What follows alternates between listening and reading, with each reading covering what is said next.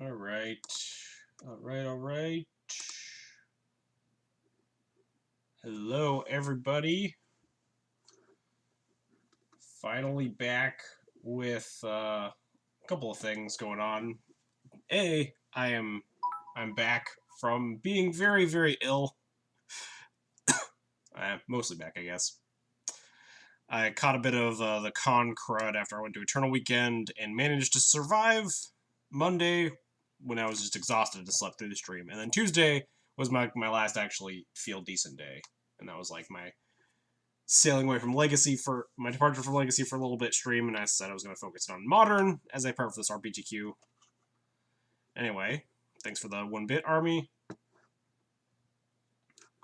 So I was actually going to stream Spirits today. I was going to like take the guy that won the GP or something and just like take his 75 and play it, but I got sidetracked. I had a lot of stuff to do around the house.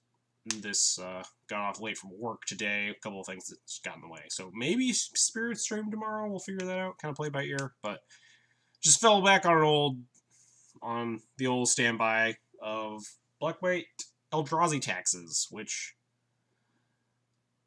I don't know. I don't know what to say about it. I don't really like a lot of what's going on in Modern right now in terms of where this deck is. Let's take a brief perusal of some Goldfish, MTG Goldfish stats to see what's going on in the Modern world. Alright, so the number one deck that has been played in a bunch of leagues and stuff is Dredge, which already hate. Don't love that. Game 1, basically unwinnable, and Game 2 just comes down to drawing your sideboard cards, which, to be fair, is like the name of the game for a lot of the non-combo decks of the format. A lot of them are like Stone Cold or very close to it versus Dredge, especially since like Creeping Chill's been around. So almost 7-2 with 3 rip main board and yeah, exactly. Like you don't want to like Dredge is real fucked up right now. I'm just gonna like reassess where I want the 75 to be real quick. In comparison to like all the stuff that's going on. Number 2 is humans. We have fail pushes, we have settles, it's whatever. Number 3 is Bant Spirits. I've never hated that matchup.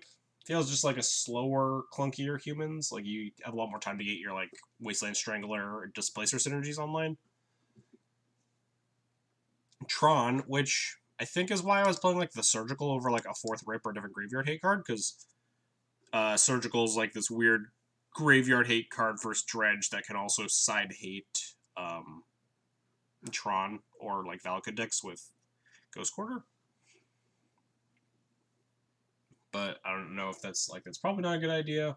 What else is on here? Jund, which is just like not a very good matchup. Blue-White Control, which is Burn, which is finally your first good matchup on the list. Like 7 decks down, it's finally Burn, the matchup you want to play. People played Reflect in the main before. Could it be worth it over Shalai? Gives game 1 versus Dredge and also powers Stranglers and versus Spirits and Humans. I think I might, like, if we were playing Relics in the main, you're just starting to lean towards, like, the Black-White Eldrazi mid-range deck, right? You just play, like, Relics in the main. Like, cut the Aether Vials and Thalias and Arbiters for, like, Thought Seizes and Fatal Pushes. I was considering cutting the Shalais for Lingering Souls and playing, like, the Lingering Souls variant again, because specifically like Jund and Blue-White are really big. And it's like not the worst against like the humans and spirits decks just making some chump blockers versus Shalai, which is not super excellent against either humans or Bant Spirits. I'm definitely leaning towards cutting Shalai in this metagame, though. This does not look good against a lot of the decks here. And after that is Storm, which is also great. Hardened Scales, which is great. Grixis, which is pretty decent. Ironworks, which is great. Hollow One. Okay. So, like, after the top 5 decks, there's suddenly, like, a lot more decks I want to play against. And it's modern, so we're just going to play against bullshit no matter what, so. I don't hate main decking Relic, but I definitely don't love it. Like, it's just... Like, I'm going to draw Relic against humans, Bant Spirits, or Tron, or Burn, or Hardened Scales. It's not bad against, like, half the decks, right? Dredge, Jund, Blue-White, Storm. Grixis, KCI, Hollow One. I don't hate it, but I also don't love it.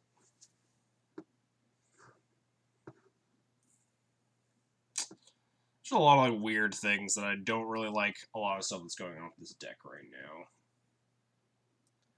We need to play like a very weird, like spread of cards. At least Mardu Pyro is definitely down on the list. Cause fuck that deck. Worst matchup. Seems like the Arclight Phoenix decks have kind of there's Runaway Red down here, so it's like not completely unreasonable, but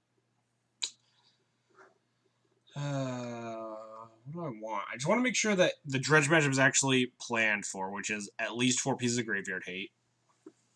I also wouldn't mind like a remorseful cleric in the main, maybe, but that might just be bad.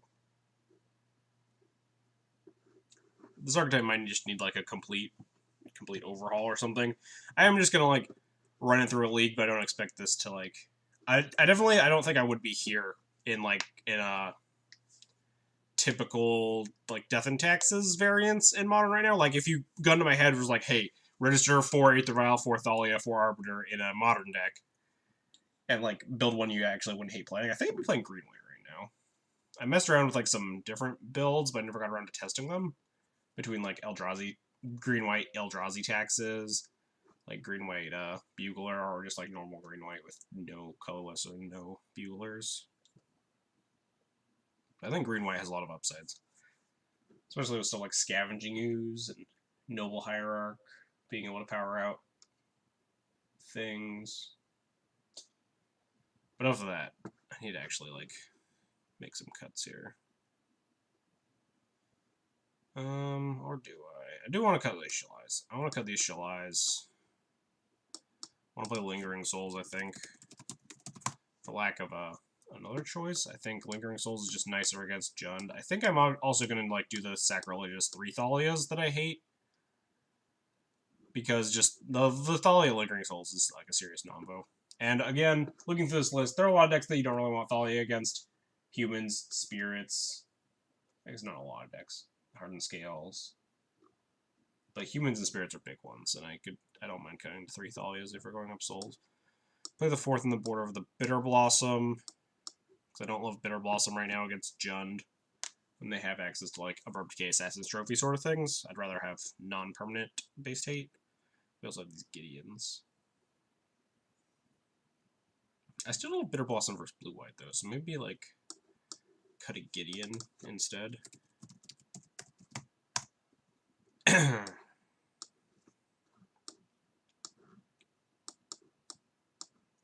Fucking Moto. How does this look? I still don't love this Surgical Extraction, but I want like another Jund tech card. Just play Red-White and have fun. Red-White was like, I played all the variants. I guess I've never played Blue-White, but Red-White was just like pretty non-interesting to me.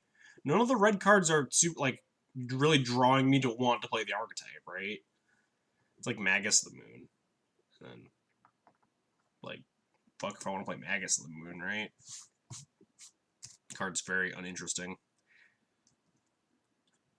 You get like P and K or Direfleet Daredevil, but this card's like dubiously good. What did my old Red-White list look like?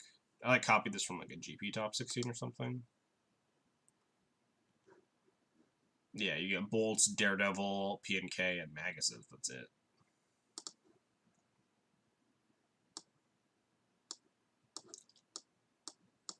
What's with all my X1 hate? We have, I guess not all of it. I was thinking we had a Pontiff in here too.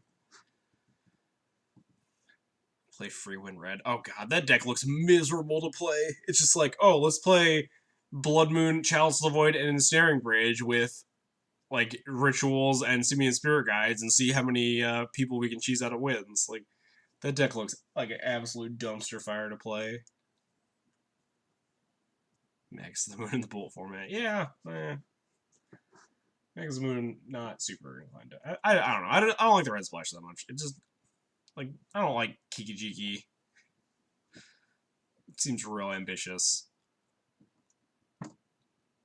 Deck needs Chromox. Yeah, that deck's one of the many reasons they're not going to unban Chromox. Anyway, oh god. Hold on. I think the main deck's good enough. I don't think I want the surgical extraction to be something, but I want something else against Tron. Is like my only option Damping Sphere? Because I don't love playing Damping Sphere. The old wet ball. Could like play a Damping Sphere. Cut the surgical. Like a cage.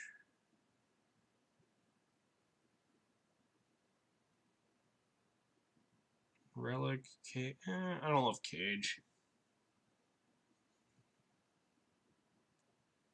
Damping Sphere seems good right now. Good for Tron, Storm, and KCI. Yeah, I mean, Storm and KCI are like pretty good matchups, but I like that it isn't the worst. Like, it does have the extra versatility. I might cut the combo, but then we're soft against burn.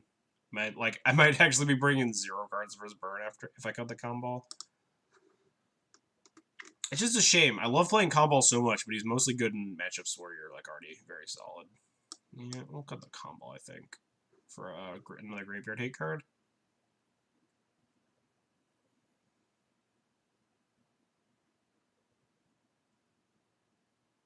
Yeah, Burn's still a really good matchup. Like, you could just not sideboard and be fine. We board in 2 Fatal Pushes, and that's probably it. Cut, like, 2 souls or something.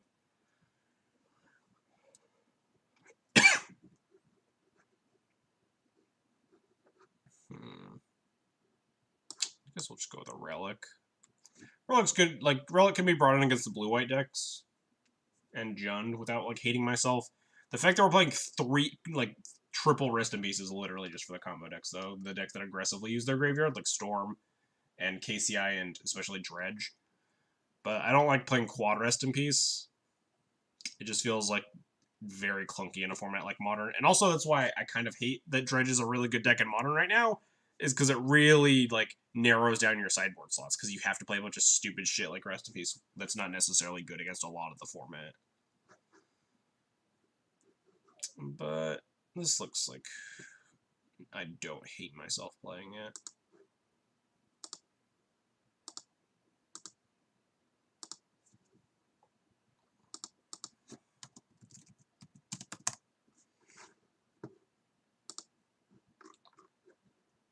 Alright. I need to make it so that this deck actually appears.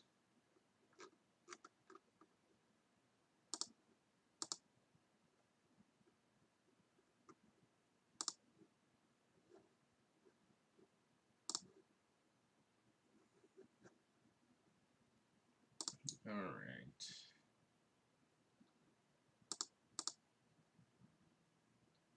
And then throw this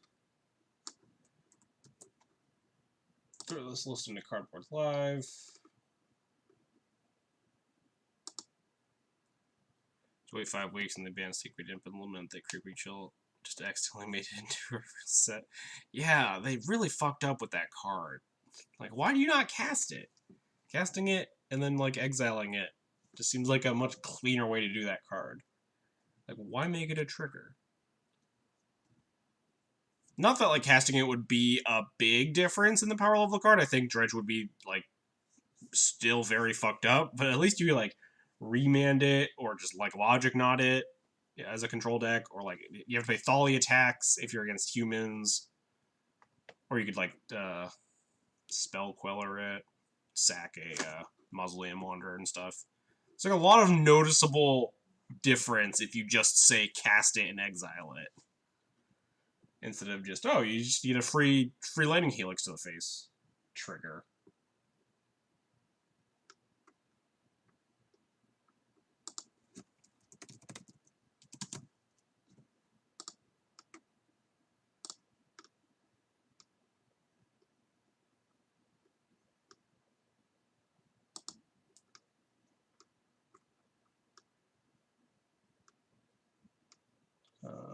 Wait. Oh, right. Add 3 Lingering Souls. Cut the combo. Shave a Gideon. Cut the surgical. Play a relic.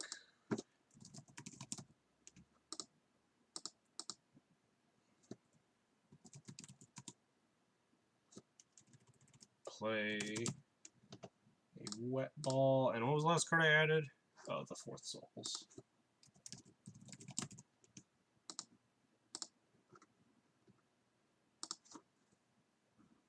Alright.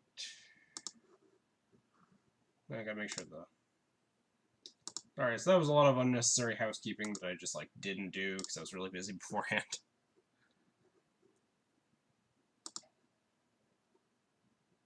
What has happened here? Did I, like, not finish? Oh, that's the one I went, like, 1 and 3 and then went to bed because I was also dying. It's been so much time to figure out all this stuff to go to bed before we start the league. It's all good. We're starting now. Definitely should have done a little bit more housekeeping, but suddenly got, like, very busy tonight after my boss was like, hey, wait, and we have this meeting at, like, 4:30. You get home at, like, 5:30. And then I have to, like, make dinner and do a bunch of other things. Alright, Cardboard Live thing hopefully working? Yeah, it looks like it's working. Is there lingering souls in there? Yep. Cool, cool, cool. Alright, time to get dunked on. God, I haven't played Modern in forever. If I recall correctly, I played Modern like one time right when Dredge was breaking out, and we got like just horribly demolished in a league. I played against Dredge twice or something, and just got wrecked the whole time. And I was like, wow, I'm glad I'm not playing Modern for a month. I hope they fix this format, and they just didn't. And this is probably just keepable, right? Modern's just filled with like uninteractive creature beatdown. This hand's good against like a lot of the decks in the format right now. You're not missing much, yeah. That's what I figured after perusing MTG Goldfish for like, oh, what are the decks that are performing the best in Modern right now? It's a bunch of bullshit. Alright. What bullshit is my opponent doing?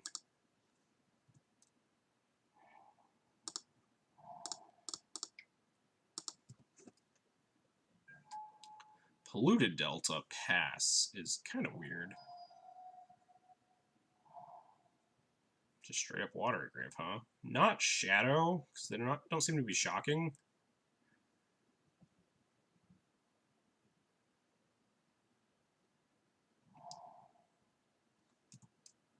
Just playing against like blue-black or Grixis. I mean, I guess we're just not going to cast anything. Spellpierce is playable and control Modern Seers. Is Spellpierce like playable right now? Fuck, yeah, that's kind of... Spellpierce has always been very bad in Modern. If it's good right now. Jeez.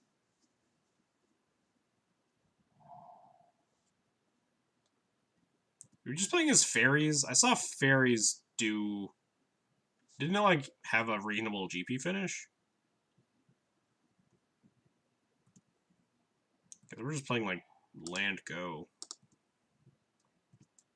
I'm not just going to cast a spell into a bunch of open mana. Drawing 3 paths is not good unless my opponent is actually playing, like, fairies.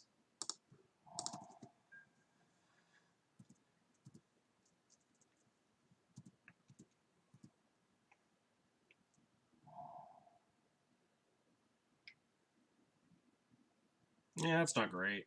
But we have, like, multiple Flicker Wisps to deal with it. I just definitely did not want to just cast a Wisp into a bunch of open mana.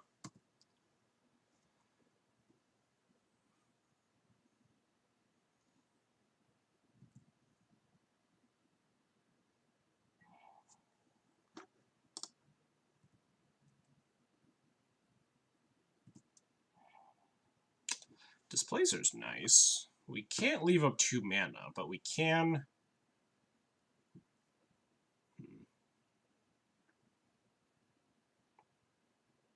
Actually, we'd leave them with adjacent play is the thing. If we, like, cast a Wisp and flicker on my lands to leave up 3 mana to file and Displacer and displace the thing. I'd argue the game just ended. The game did not just end. We have no idea what they're on. They could be on as like as bad of a dumpster fire as we're on. But they're on just like blue-black control with that Mutavault. The fact that we kept double path and then drew a third path is going to be miserable, and we probably will die. I don't think we died on the spot, though. It's not Legacy. People can, like, beat Jaces in Modern.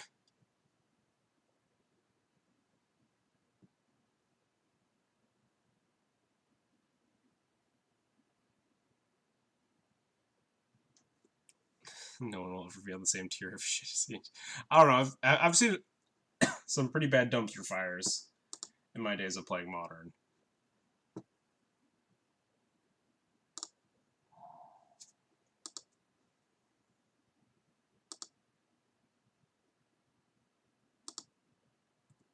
We are just gonna instep flicker out this Jace.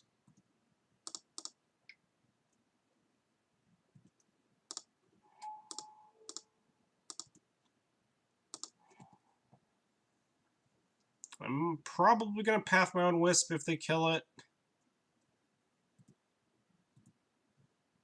Just so I can get land. If I have land 5 up, then you can like cast Displacer and still hold up a blink.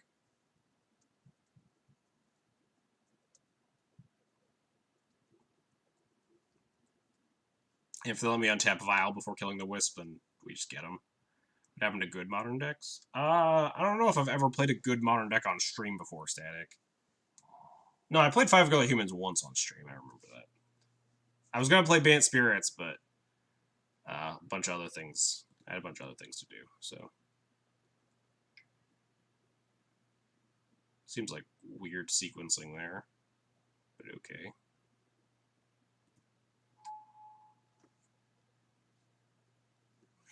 So I had a bunch of other things to do, so I couldn't buy all the cards. Considered faithless to this day.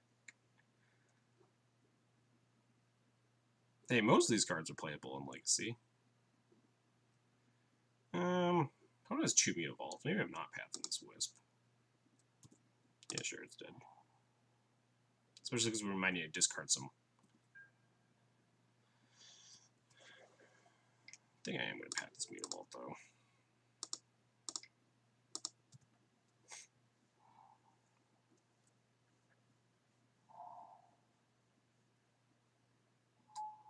I remember what Displacer was playable in Legacy for like a month.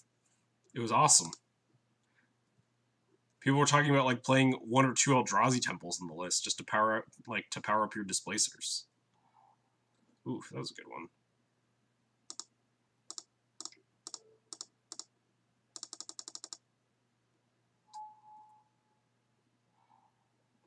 Hero's Downfall. My opponent is playing just as much of a dumpster fire as I'm playing, guys.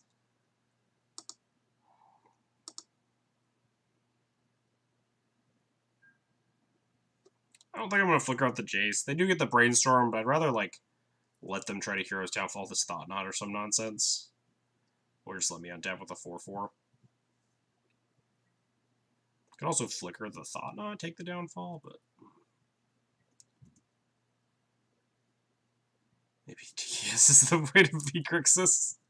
Yeah, and they can push it. I was about to say they can't kill with their spot removal. Hero's Downfall is not modern play. Well, tell that to my opponent. Also, you're talking to the guy who just registered Wasteland Strangler and Leonin Arbiter into a modern league, so this is kind of the Spider-Man pointing at Spider-Man meme when it comes to like, your deck is garbage.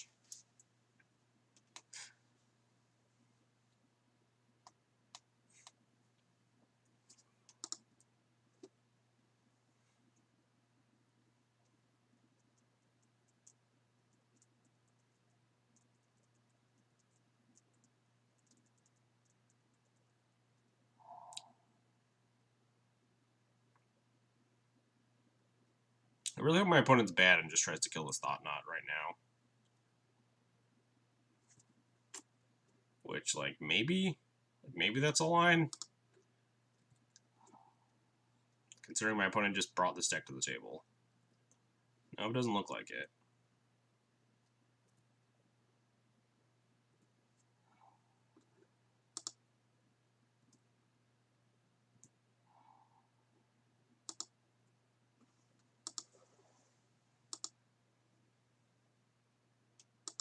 Opponent being bad's like a pretty valid line.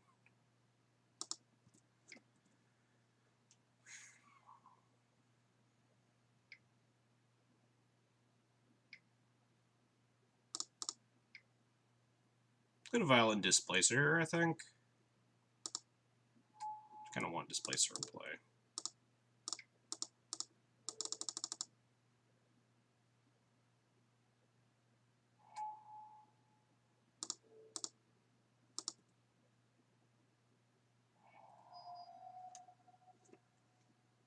What does the opponent have that they want to cast here? I don't know, they're just fetching, I guess. Oh, they wanted to not draw a bad card, okay.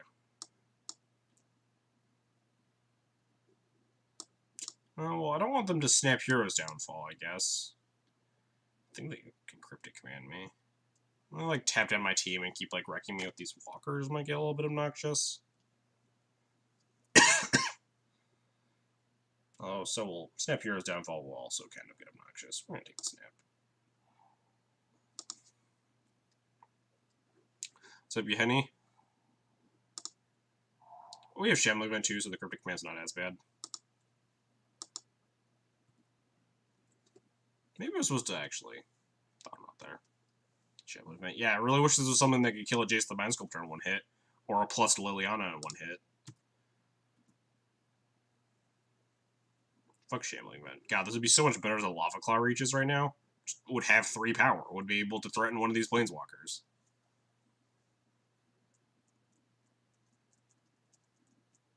Have I mentioned how much I fucking hate Shambling Event? Curious if my opponent cashes in this Liliana. Be kind of okay with that exchange.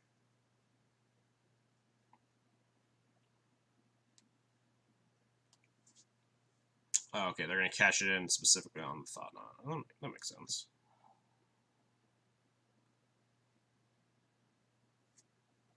Well, I'll take it.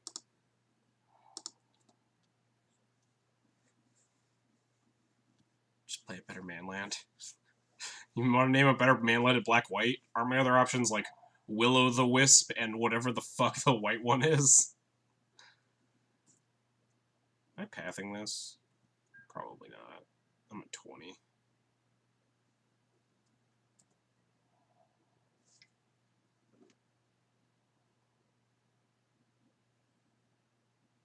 So my opponent has Cryptic in hand, so I can't actually cast a spell.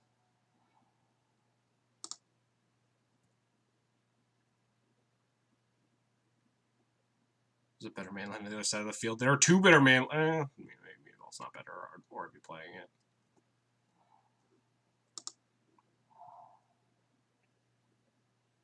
I could like flicker out one of their lands, cast Displacer, and then activate it. Like end step, blink my Wisp on the Jace.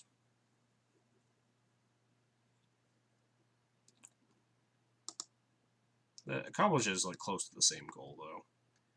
I mean, I could actually just like attack the Jace and kill it, right? At least attempt to. I shouldn't play. I shouldn't play this Plains. Now my opponent can actually bounce this Vent. 100% attack with the Mutaflot hand. Notice the target.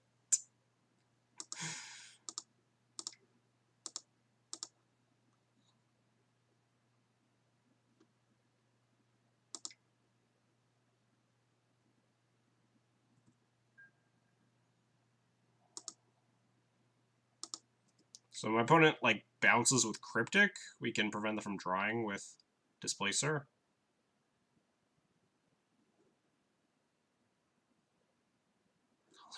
Yeah, Spawning Pool is not good. And that maybe, oh sorry, I think it's like Will-O-the-Wisp on a land. That's not the actual name of the land.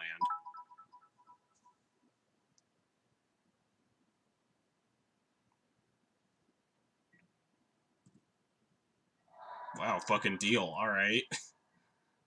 I guess they just really wanted their Jace down. Sure, maybe they have another Jace in hand. Guess that makes my life easy.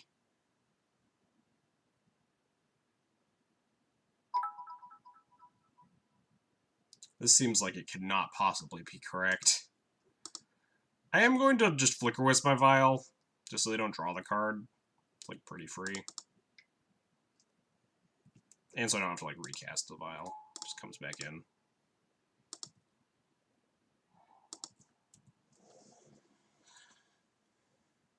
I maintain that my Legacy deck is not prepared to beat Lumbering Falls. Yeah, that's definitely true.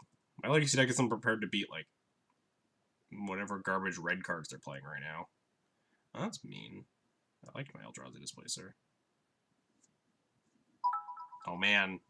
Thanks for the bits, guys.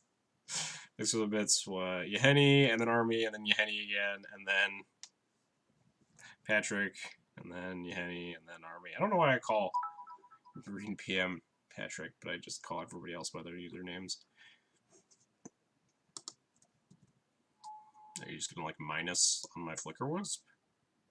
Then it just dies to the Shambling Bed again. Oh, that Fate's healing me. It still just dies to the Shambling Bed.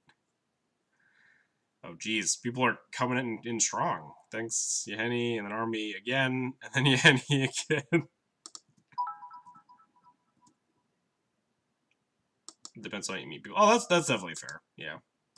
If you meet people by their username first, versus, like, I didn't really interact with Patrick much as PGH22 in the group chat.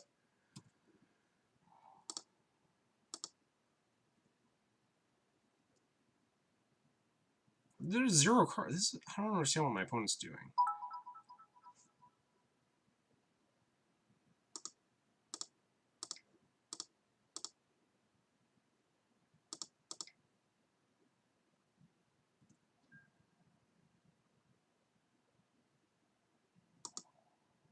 I'm just gonna kill their Jace again.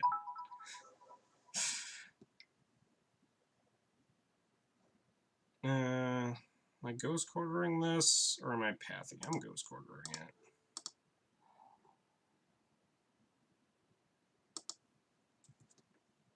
Jesus, thank you guys so much for all the bits. I really appreciate it. You guys are actually awesome. Making 100% before I got here. That's true. I used the 500 of the other to flex on Voxel. Oh, I think I remember that. Thank you all. Thank you all. Thank all 3 of you for the bits. You guys are too kind. I guess I'm pathing this. It's not like this Leonin Arbiter is going to get him at any point.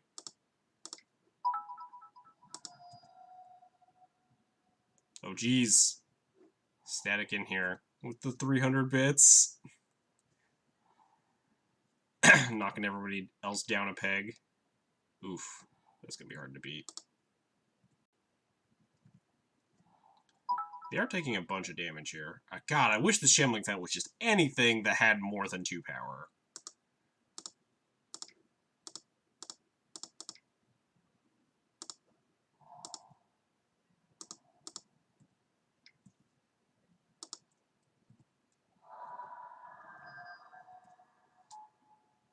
A little Vulpix, Vest Vulpix.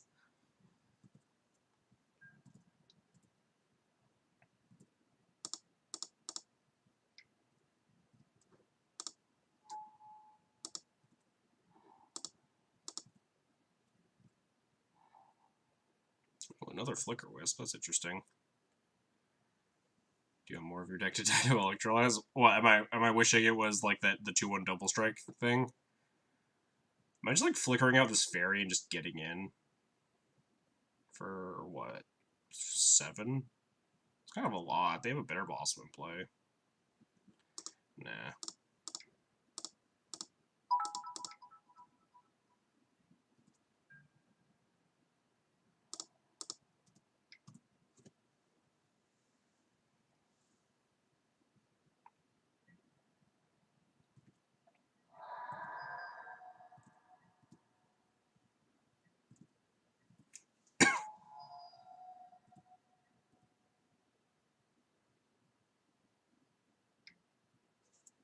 Nope.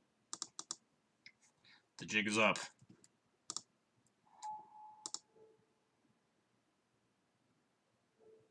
Oh, they just conceded, I guess. Electrolyze. Electrolyze is a mean magic card. Are you familiar? I'm intimately familiar with his good buddy Forked Bolt. That card is also rude. Alright, so that was like a matchup that I was just not paying any attention to. And I think both of our decks are equally horrible. So I guess we just like board in our anti-control cards. Do I want like Zealous?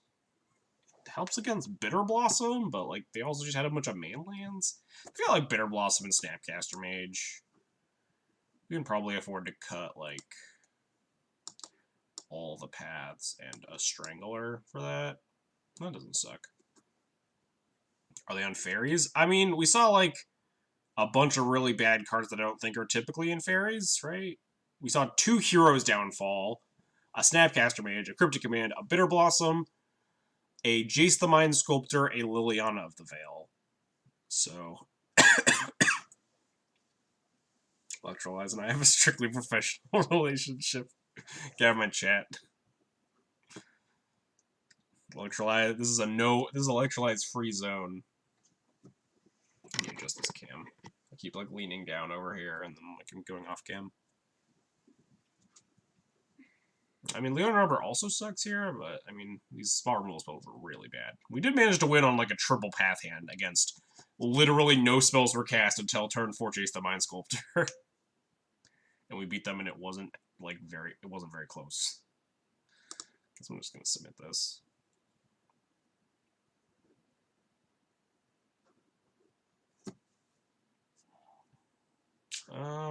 Sounds pretty good. The old turn 2 Thalia, turn 3 Lingering Souls. Oh, wait. You can Electrolyze have personally done rude things to me.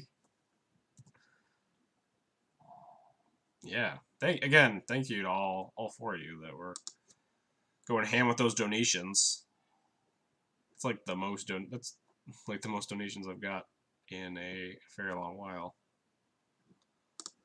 Good old Shambling Vents, my favorite man land in the whole cycle.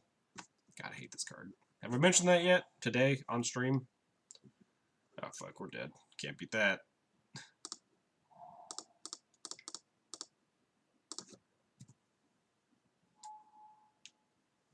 We draw like Wasteland Strangler to eventually Wisp Strangler it.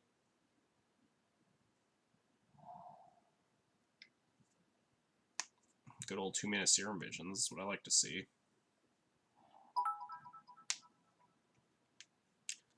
Not gonna be able to get off the dock. Yeah, moving up in the world.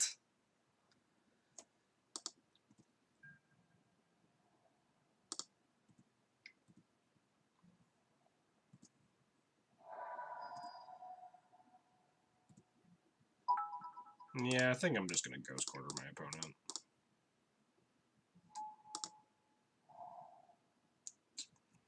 Do I want to hit this Mutavault so it can't, like, block my Thalia with some fairies, or do I want to take them off of black?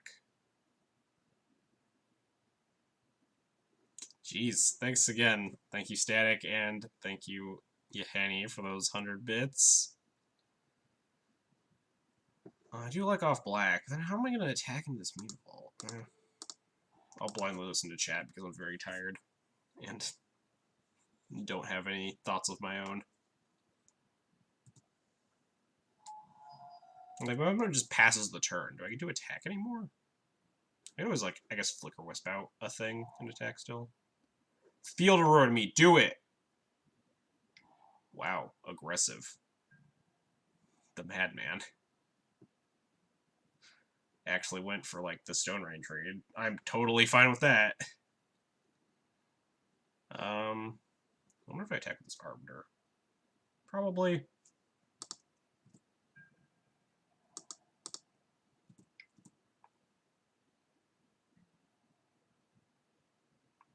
Just means they can't block this Thalia for like another million turns. Whereas if I let them get 3 tokens, they could triple block the Thalia. I guess maybe I could have Flicker Wisped.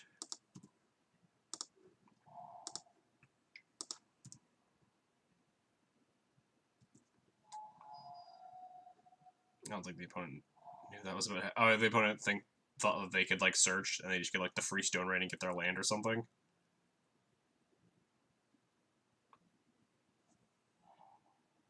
Ooh, that's a good one. Get this down before Cryptic Command.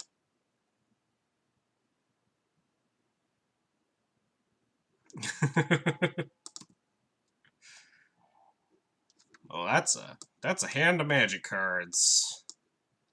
How many of these can I not beat? Cryptic's a long time away from being cast. Snap just goes for Serum Visions. Hero's Downfall's on 1 more mana, so is Lily. I'm kind of scared of this Damnation. But my opponent's on 3 lands, they need 5. So I guess the answer is just Hero's Downfall? I'll play Lily me. I kind of want my Thalia around anyway. So maybe it's take the Lily. Yeah, I think I do actually take the Lily out of the way. Also, again, now I can't attack into this. Which is why I kind of wanted to hit their Mutable instead of the whatever it was. Take Downfall and plan to kill before lead to 5. I mean, the idea is kind of the same with taking the Lily. Especially if they miss here.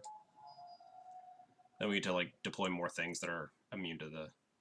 I guess, yeah. I guess I should have taken the Downfall and hope they missed. Is probably a better plan. You totally attack Thomas. Oh, shit, yeah, they lose a land. I'm dumb. My brain is in, like, Mishra's Factory mode. This is not a Mishra's Factory. This doesn't just eat my Thalia.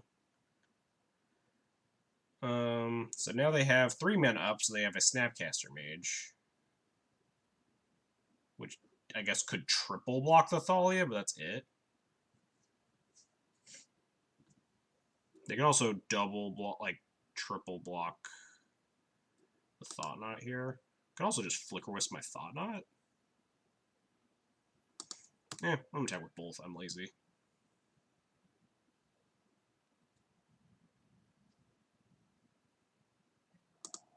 Crunch. I think Flash and Snap triple block Thought Knot is the best play, but that still gets the Snap out of their hand. Yeah.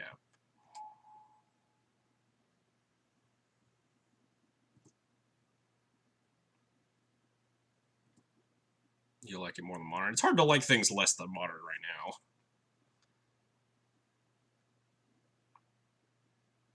I'm just gonna like cast a Lingering Souls. Yeah, this is fine. I like play like garbage and still probably walk all over my opponent.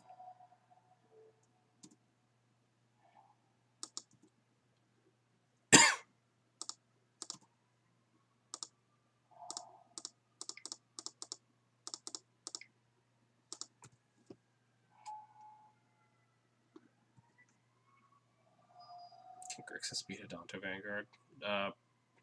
Oh, wait, are we talking about a Legacy? Because I did definitely consider that. Or are we talking like in Modern or Standard?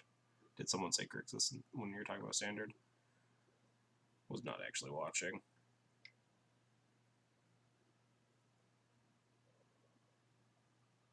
Wow, my opponent's super dead. Holy shit, they're so dead.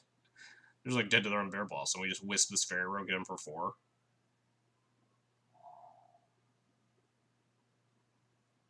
Oh, they don't have the Snap anymore. Ooh, got him.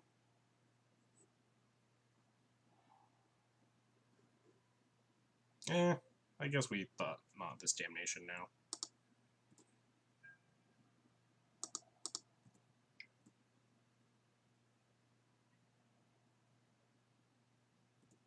Yeah, they're planning on trying to Damnation me next turn.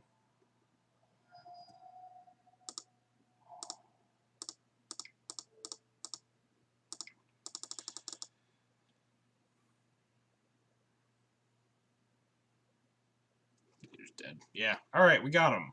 Blue-black Dumpster Fire defeated by black-white Dumpster Fire. Man, why am I even still like recording results?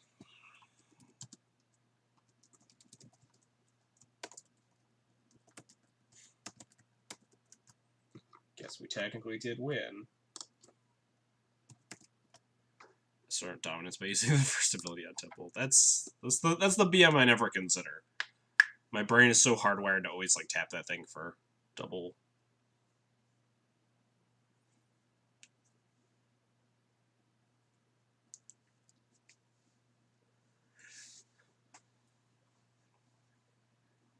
Patrick with like the real keys to the BM. Oh, I already missed this. I also missed that.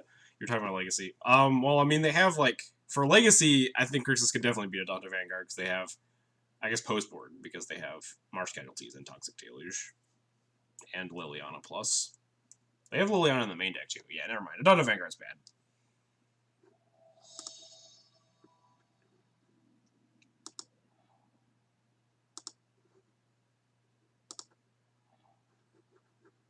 Am I supposed to keep these hands on the play? I think I am. I have like a path. I have like a bunch of 2s.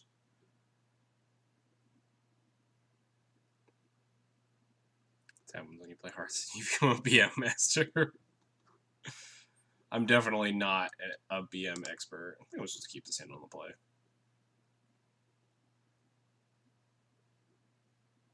Don't Thoughtseize me. We're on the play. We're not getting Thoughtseize. I don't think I'd keep this on the draw. There are too many Thoughtseizes in the format. I think like with a path and with a bunch of like useful 2s, this hand's okay. If over against humans, we're just stone dead because we kept a hand with like 3 blanks, but change the annex. Please no. Red Black Reanimator flashbacks. Street Wraith, alright. I assume Death Shadow? It's like Jund or 4-color Death Shadow? Thoughtseize me. My hands. Oh no, this is the Vengevine deck, Bridgevine. Oh fuck, that was a good citrus supplier. We dead, boys. Please don't have a 0. Oh, thank God.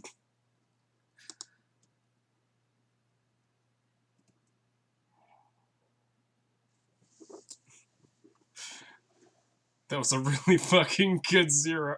That was a really fucking good citrus supplier.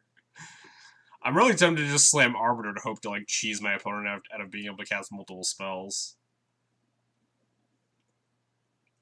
I also like desperately want to leave up path so I don't just take a bunch, but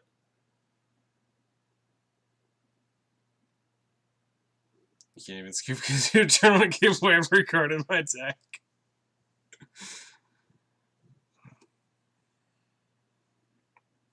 It's Arbiter. I think Arbiter is better than Thalia, right? This deck like plays fetch lands, and like I think they might have not led on looting, but if they're playing looting, they're less likely to be able to cast two creatures to get these Vengevines back.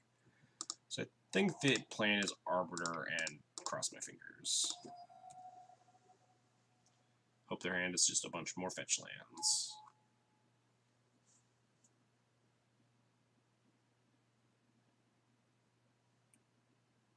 Play to win. Oh, never lucky. I think there's merit in playing Thalia over the Arbiter there too, which is why I was like deliberating on it. Maybe they won't have 2 creatures to play. Hey, sometimes lucky. My opponent's hand is just garbage, and they can't get a Vengevine back to save their life. Now we draw like Ghost Corner. That's not Ghost Corner.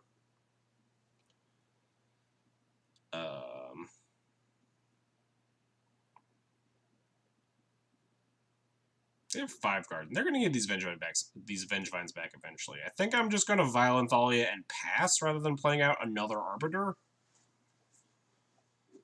Well, am I actually? Maybe not. Assuming they are gonna get 2 Vengevines back, we're gonna like take 8, which I don't love.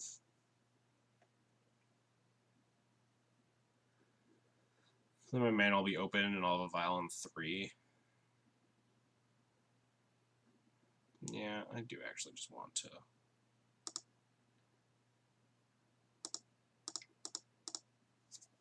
cast with Thalia and pass. Let's hope they have another fetch land and they pay for the Arbiter and we get them. Although, me casting a 2-drop with a Violent 2 just extremely telegraphs that I have another 2 in my hand. Maybe they just don't know how Arbiter works and they'll crack the fetch.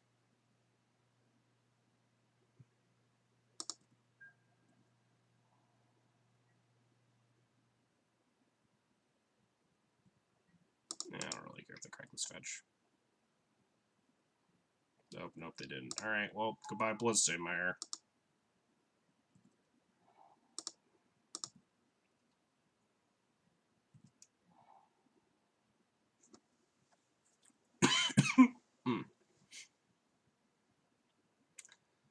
Do I, like, attack into the citrus supplier? I do need to start attacking eventually.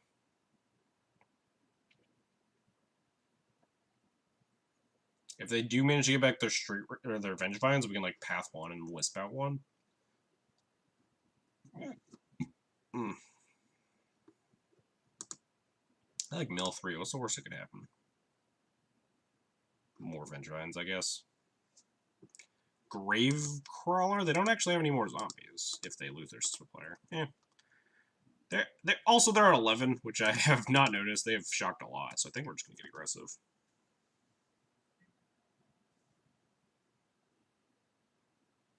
Yep, sure.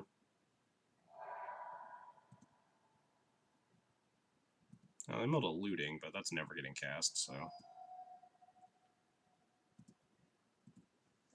Yeah, now they're just, like, pretty dead. They're at 7.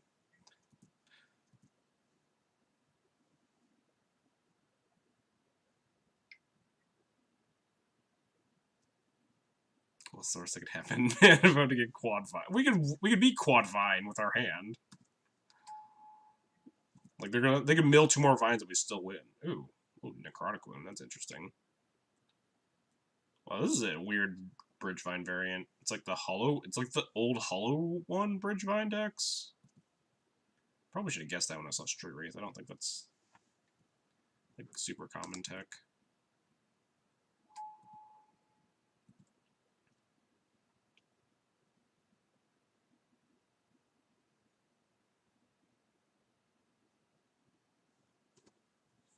So if my opponent, depending on how my opponent attacks, they're just dead on the backswing. They need to hold back the Beaumont and the Citrus Supplier to not lose on the spot. Actually, no, we can just take 8, path 1 blocker, and flicker whisper another blocker, and then they just die.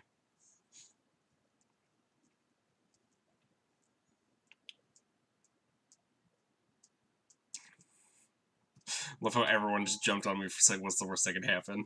When we're like, I'm pretty sure there's no possible way my opponent could have come out of that turn like winning the game.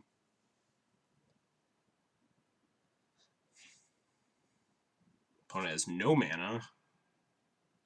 Opponent is about to attack me for probably 9. If they attack me for 8, I'm just not. Or I guess this thing attacks too, but whatever.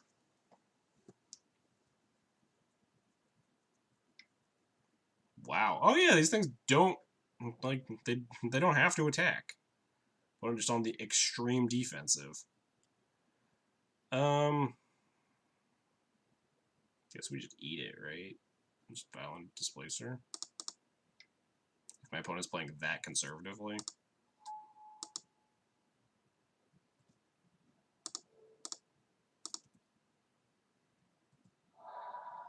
Oh, right, there's a bridge. I'm an idiot.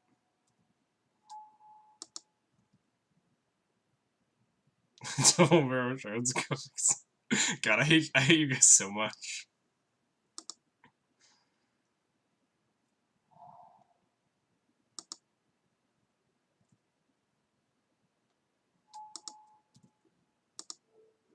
Just gonna path a vine out of the way. If we draw a land, actually no, we can just like attack for a lot here still. Even if we don't draw a land. If we do draw a land, it just gets even better. Ooh, the Strangly Boy. Thanks for the 87 bits, you Henny. There's 7.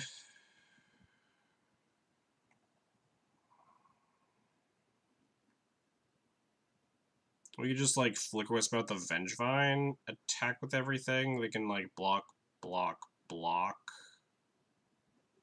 They do get, like, some bridge triggers. I could actually strangle one of my own things to get rid of the bridge, but it's only one, so. Did I just like sit on my hands? Just like use this wisp or the strangler? Probably. Probably just safer. My opponent's not winning anytime soon, so. Yeah, I'm just gonna sit on my hands. I can like stop playing fast and loose because my opponent is very close to just dying flat out.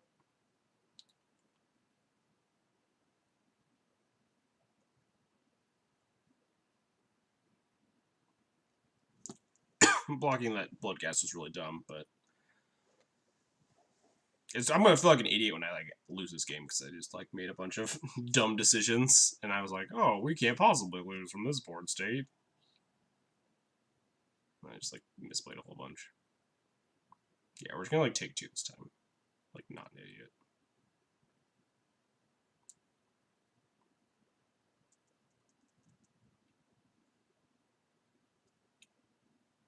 Yeah, I'll take 3. But I'm playing a dangerous game with the amount of creatures they attack with here. That is a very dangerous game. That is just a dead game. Depending on what they do. It's 4, 5, 6, 7. Yeah, I'm just gonna take 7. We very easily have like lethal crackback, unless they do a lot of weird finagling this turn.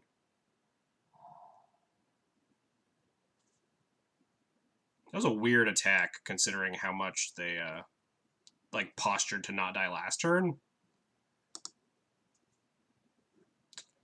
So this is a ballista for a zombie. Don't know why they.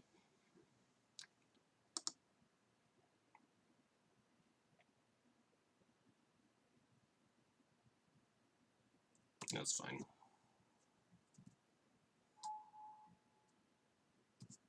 Oh, that's it, huh? Okay, then they're just dead, right?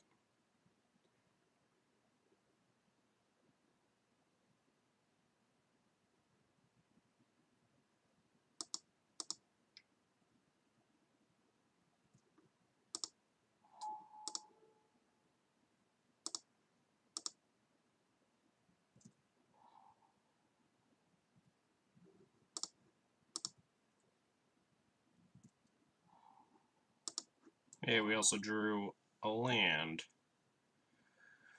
So if we just kill the zombie, they block here and they take more than 7. So I think I'm going to Ghost Quarter one of their things to play around them actually having a spell to cast here.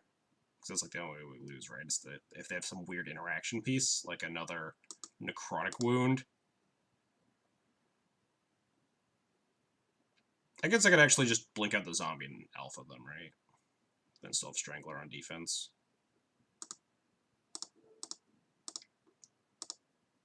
Should have whisked the Bowman and strangle. Oh, use the Bowman to kill the zombie. Yeah.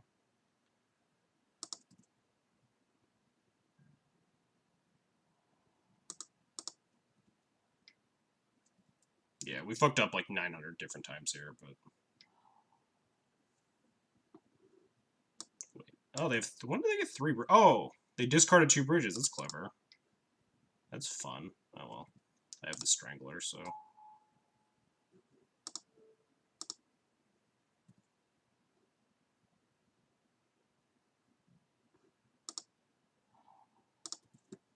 Did not play around them discarding double bridge to the Bomat Courier, but I guess we accidentally did. By just like making a bunch of suboptimal plays. We just directly played around them discarding 2 bridges to their Beaumont Courier. To make 3 zombies. Whoops. Never been punished in my entire life. In fact, we got rewarded for playing poorly that game. We were just like, let's just fumble around doing suboptimal things for a couple turns instead of like just trying to win the game and then just just blowing out my opponent for it.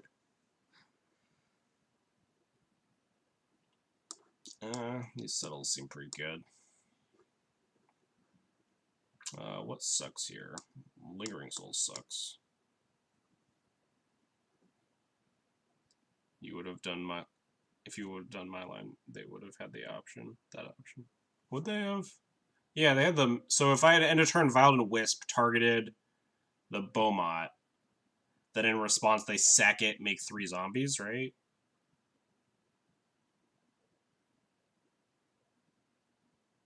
Although I guess they could have just done it right then anyway, but they wanted to like surprise me.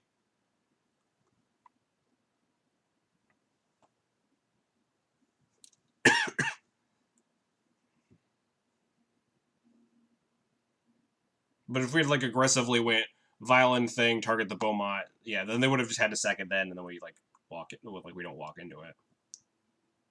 Yeah, Thalia taxes aren't super good in this matchup, and like 2 power first strike.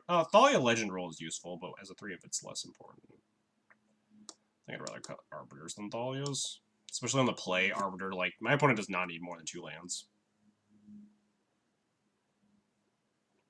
First strike matters more than 2/2, and I think the legend roll does come up occasionally. Don't know, I don't think I want this Zealous. They have X1s, but not really X1s I want to kill.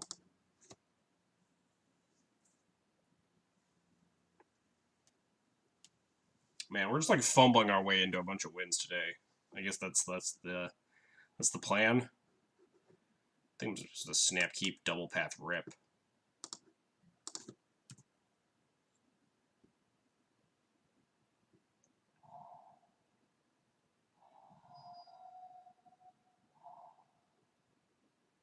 The modern way. Just fumble around like an idiot and then just like get free wins because your hand is better than or like your deck is well positioned against your opponents. Time to get turn 2'd by Storm. This deck is a good Storm matchup. Discard. Oof, the old turn 1 Hollow Boy. We can take a couple knocks from it. I would love to have 2 untap lands so I could like path into Rip, but we're just gonna hope they can't trigger this Vengevine. Which I guess they don't have any zeros, or else they would have Hollow 1 to do a 0 to punch me. I'm just gonna have 6. Oh fuck, they don't have anything. Hot dog. They're just dead now. Unless they have, like, Destructive Revelry for my Rest in Peace. But kill the Bridge and the Vengevine. Shadow Events punish. I'm telling you, man, Shadow Events is the worst fucking card in this deck, and I hate it. But I'm gonna, like, blow it up with the trigger on the... I don't know, they're just fetching, sure. So I assume this is a Destructive Revelry. Just got sent in series. They just wanted to shock there? I'm so confused. Can anyone tell me what's happening? I just, like... Modern just blows my mind. Every time I play this stupid format... Alright, I need to path this. I'm taking a lot of damage. As much as I want to Thought Knot them... We go to 8. No, we're Thought Knotting them. I don't want them to cast more idiots.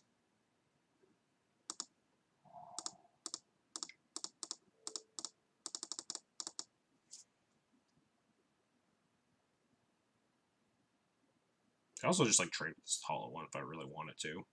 They have, like, shitters in their hand. If they have nothing I'm scared of. Just, like, hold paths for hard-casted Vengevines. Opponent can, like, push this.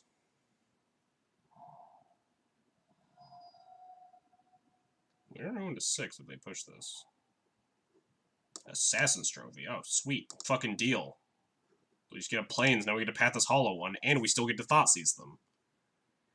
What? Why is there a Blasphemous action? Opponent? What is... Why is there a Blasphemous act in your deck? Or your hand... What? Why?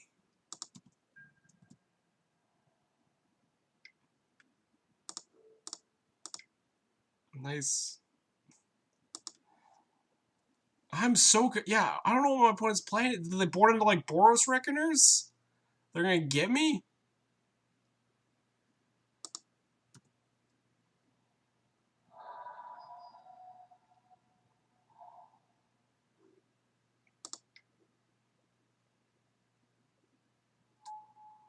Oof.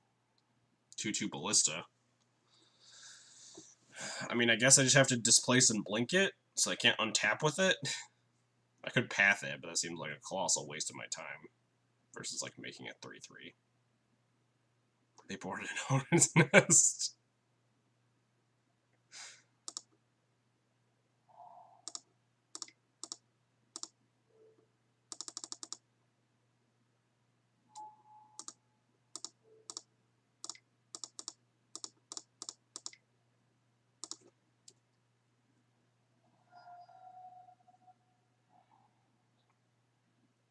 You were at the board and you make zombies. Like, it still seems like kind of atrocious, but like maybe I guess their humans matchup is bad. But God, that card does not seem good. Yeah, we got second path for Street Wraith. Also, we don't have a swamp, so we just have Thought-Knots here, I guess.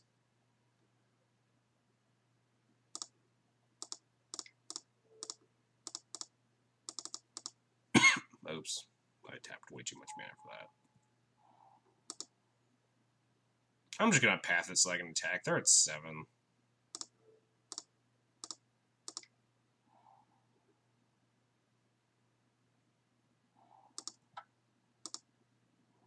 Who's gonna stop me? They have actual 0 cards in hand.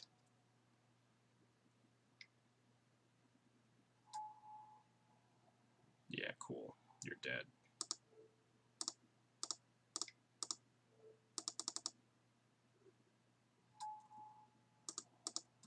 Die.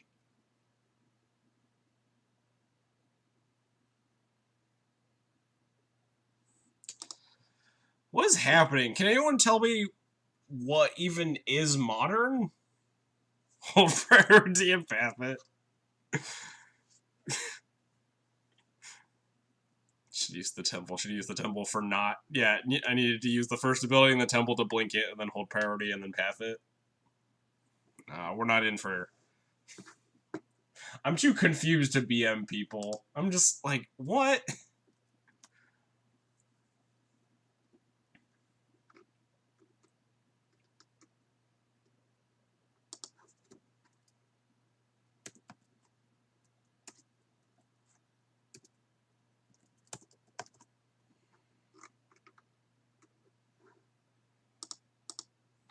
Step up your BM game. All right, yeah, you guys gotta remind me like 30 seconds before I actually am about to win to BM them, or else I'm gonna get a bunch of reminders after I already killed my opponent.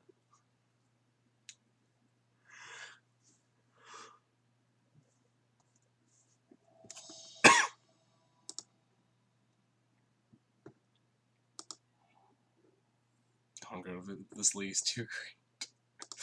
I don't even know what's happening this league. I'm so confused, guys. Can anyone explain to me? I guess I'm supposed to keep this hand that can't cast a Thought-Knots here. We have, like, Thalia Scholar and, like, a billion draws. So we'll just top deck, I'll draw the temple like a pro.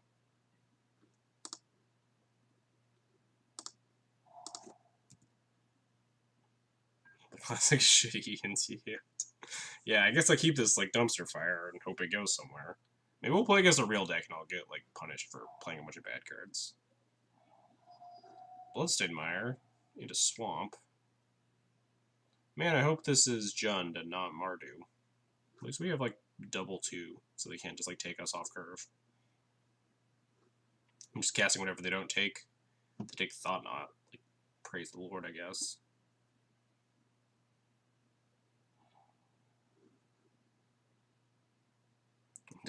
People cut all their mana. Oh, we did it. We drew a colored source. Or a colorless source. Would have preferred Temple to just follow up with Thought-Knot here. Oh, they can't. They literally can't take Thought-Knot, I think, position, right? Maybe we'll play.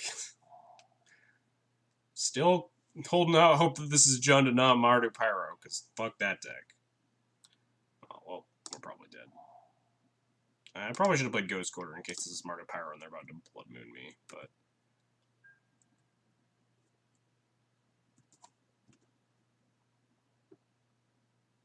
Please be Jund. I still can't, like, win if this is... Oh, it is Jund! We did it! We did it, chat. Oof. Now this is tempting. I can just Stone Rain them off of a green source. With a Bob in play, it's probably not a good plan. I think I'm gonna just Thought Knot them while they're tapped low. This is like a turn that they could like slam Lily next turn, which I don't want to see. I'd rather Thoughtseize a Lily out of their hand. Or I guess Thoughtseize the other Bob. And also, my Ghost Quarter plan would not have worked out. Yeah, I was kind of hoping we'd like snag a Lily. Oh, that's rude.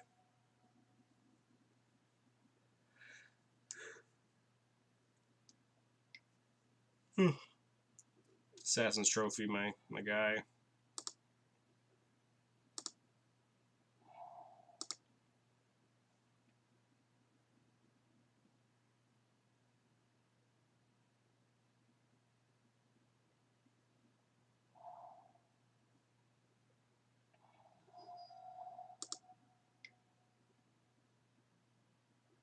And draw Inquisition. Man, opponent is not very nice. Wait, what's the last card in their hand? Didn't they draw Trophy Inquisition for that turn? After? Oh no, they killed the Thought Knot, yeah. They're still 1-0.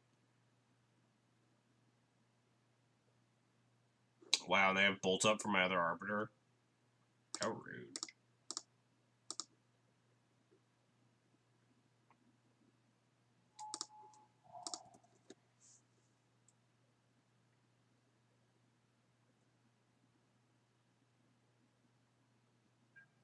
I don't think we're gonna beat Resolve Dark Confidant for several that gets several activations. Bolt it. Bolt it. Do it. Do it. Dang. Opponent saw the line of not being bad.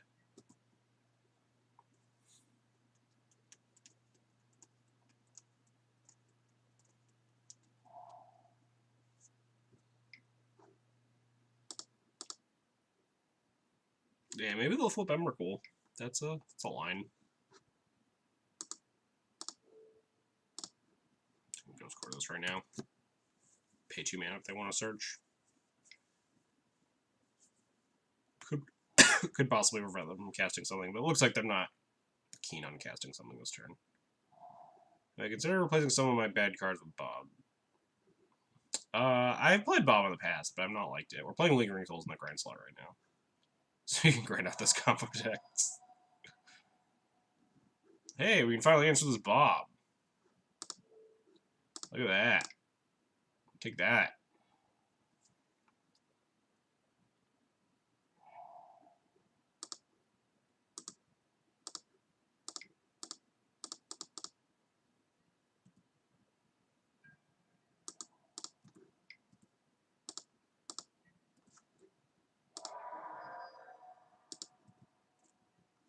Alright, so my opponent has 3 cards in hand. We're hellbent.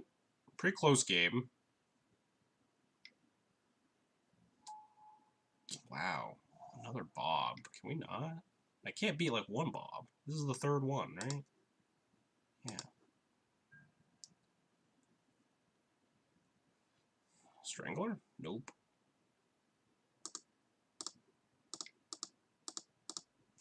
Notably, we can try to take them off of red. They have a Verdant Catacombs in hand, though, so I don't love that plan.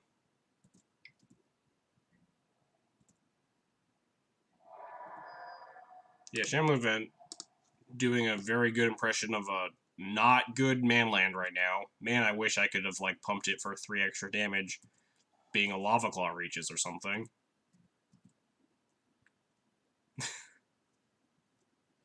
I don't believe in the Shambling Vent either. I fucking hate it.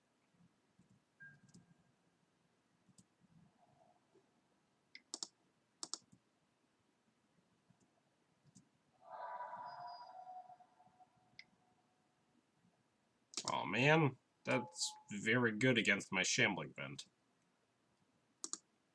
I'm gonna kill this Radiator Rain so I don't have to like not F6.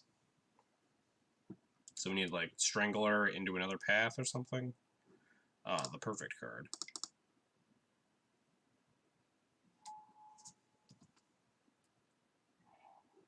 Their 4th Bob, of course. Bob is actually like one of their best cards against us, and it is pretty problematic that they drew 3, or I guess they drew all 4. We just managed to thought seize one of them.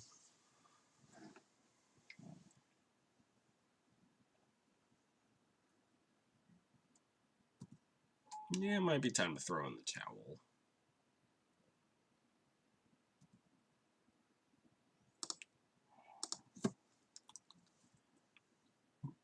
I guess we draw like Lingering Souls, not actually like super dead.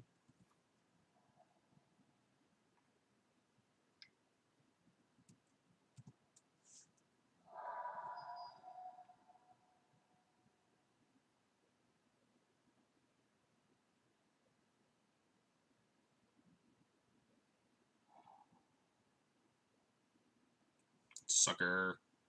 I don't have anything good to discard. That is not a good Kolaghan's Command opponent. I would have strongly advised against casting it like this.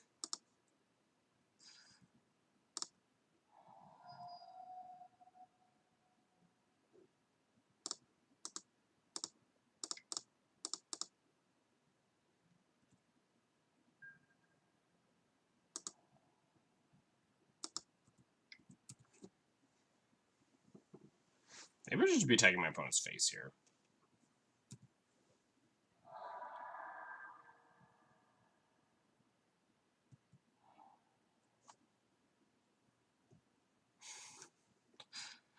Yeah, you've missed a lot of like nonsense modern action today all the time. We're in round 3, so you still get some more, but it's been a journey.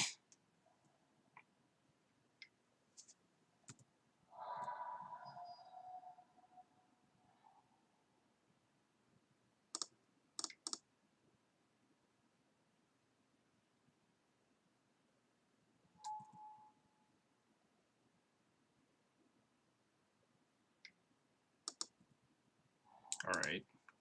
I take it the coast is not clear. I'm gonna just shoot double Verdant, right? Oh no. Oh yeah, it's the 4th. The 4th Bob, of course. So we can't attack, or we die. So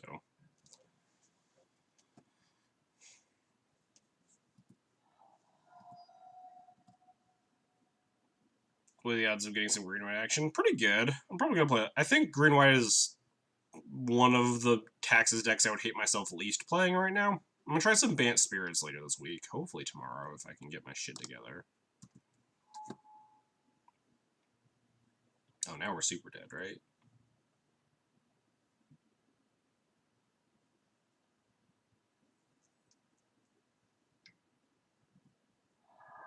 Really? Are we gonna go through this right now, opponent? We're just gonna... We're gonna do this. This is our plan. Gotta just eat all the creatures right now.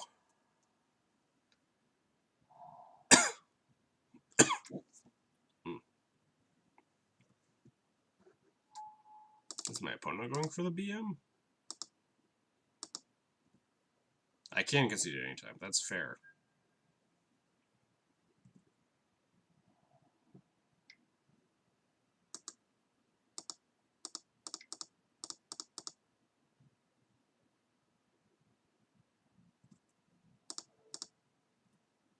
Yeah, in case he flips Sakama, then we get him.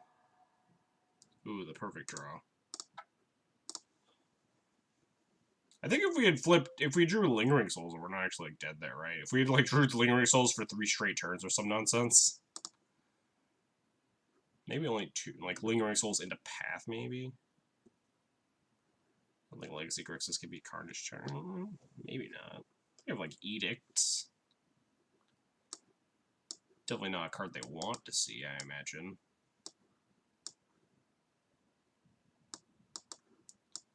So just board in those, and like cut Aether Vials, and like 2 Wisps. Army was talking about Colossal Dreadmont. No! Oh, the flips it down to every set. Oh no, we don't kill them then. I was thinking they were at 9 life, so I just assumed that they, like, we wanted them to flip a 9-drop.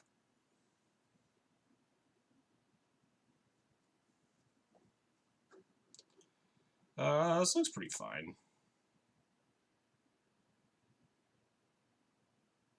I hate Flicker Wisp when you board out vials, they just get a lot worse, so this iteration looks okay. But yeah, Jund is just not a good matchup for this deck. This deck is more tuned to beat like the more combo decks. It doesn't grind as well against the non counterspell grindy decks. Aether Vial pulls you a long way in the blue white or blue X matchups, but man, I'm supposed to keep these like complete shitters of hands. We have like double path souls. I think I'm supposed to keep this hand. Leyland plus 2 canopy plus Scorched.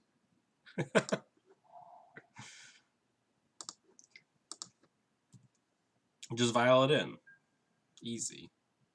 Just vial and Carnage Tyrant. You don't even need the canopies. You just like Flicker Wisp, vial and Flicker Wisp when they try to deluge it away too.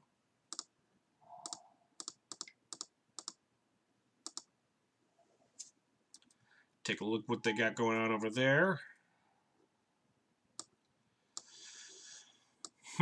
That is a pretty good hand of Magic cards, I would say. I just like don't want to deal with this Bob for as long as possible, so I think I'm just gonna take it so they can't slam Bob next turn.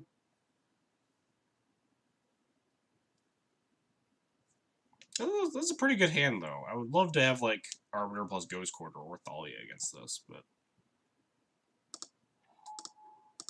we're gonna snag the Bob, so they're forced if they want to like do something productive, they have to like spend their turn suboptimally bolting my Tide Hollow, and then cast Bob, and by then we can path it after we like Lingering Souls. Or better yet, we draw Eldrazi Temple.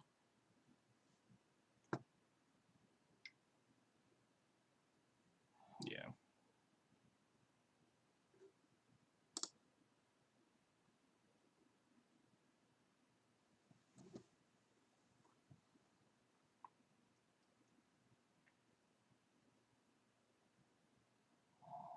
Oh, they drew a Blood Crypt, interesting.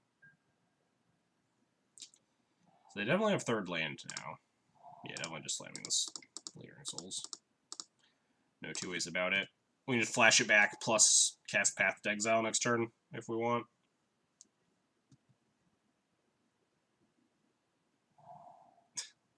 Alright, later, army.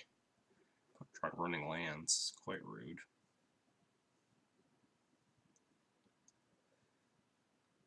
How many did they want to cast? I guess the Bob. Oh man, the triple threat. Man, I hope we draw a fourth land. Giving them land does not feel good. Lets them start double spelling, but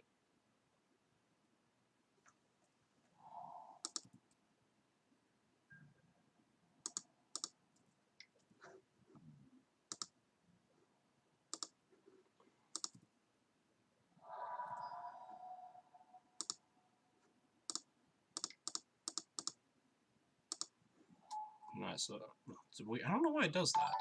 Oh, there we go. Thank you for your 7-month resubscription. All time 69. Strangely in the house. We need to win it back to Modern Boys. Oh, you missed our real good gotcha moment with Strangler in round 2 against Hollowvine. We got our opponent good. Oh, my opponent didn't have like Damnation here. But my opponent had like triple bridge trigger and responsibly vowed in a Strangler, and it strangled itself to break all their bridges. So we really want to draw a fourth land here, and it's definitely going to be Shambling Vent. So we can't cast these Thought Knots. Excuse, sure. Tarmogoyf, sure. So plan is just erase me. Kamikaze Strangler did it for the squad.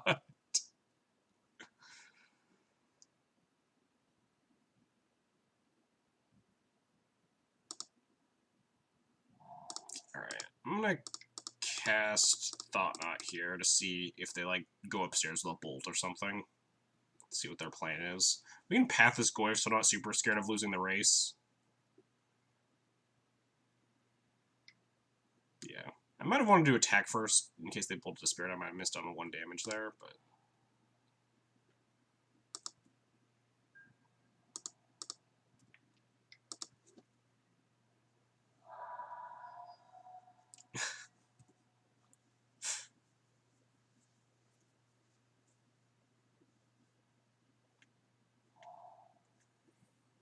Opponent gonna fire up this Raging Ravine? I think I'm inclined to block it. As shitty as that is. Oh, never mind. They're just casting more Life Steal.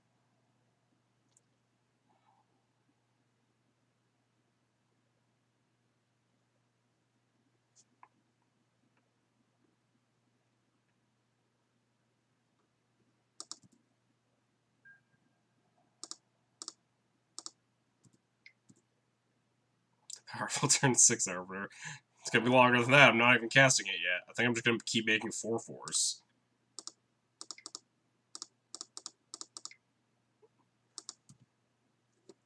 They're gonna draw Maelstrom Pulse, and I'm gonna feel like a fucking idiot. But right now, 4/4 is just kind of brick wall because everything my opponent's doing. Opponent should probably end up attacking with a Raging Ravine to make the Goys 4/5s. People die on turn 3 this format, and then go with Azorius Guildgate in their deck with the opportunity to pay 5 to attack on turn 11. That's a good way of putting it. Do I even block this? I can always just path it. Next turn, I think I'll play Arbiter, leave a path. Keeps these Goys as 3/4s.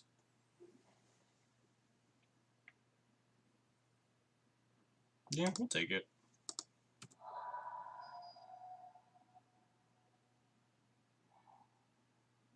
Oof. Don't even need to path that, we just get the free Ghost Quarter here.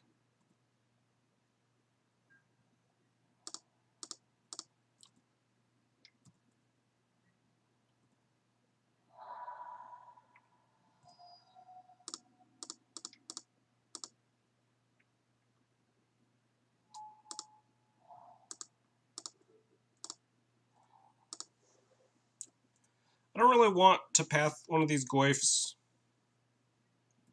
I guess Ghost Quartering means these Goys for 4/5s, but I don't really care about that. Maybe I do actually want the free path, because I killing Ghost barely killing the Ravine now, because I could trade for a Ravine. Kind of forgot that Ghost Quarter puts the land in the yard that I was trying to avoid by pathing this. Wouldn't have mattered. Ugh.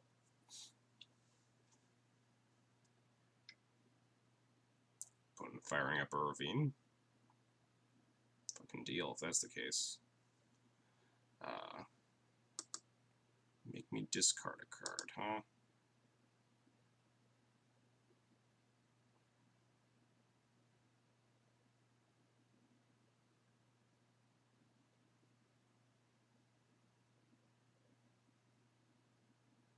Yeah, it's fine. No use in making them pay mana. Not even sure they're going to attack here, because they might just die to the backswing. Oh, that's a super loose attack. They're just hellbent. Now they're just dead.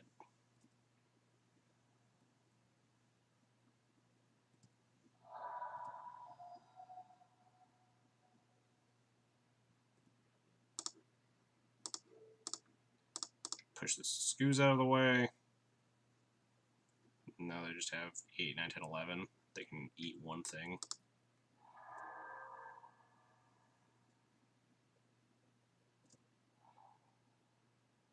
You are, in fact, dead, opponent.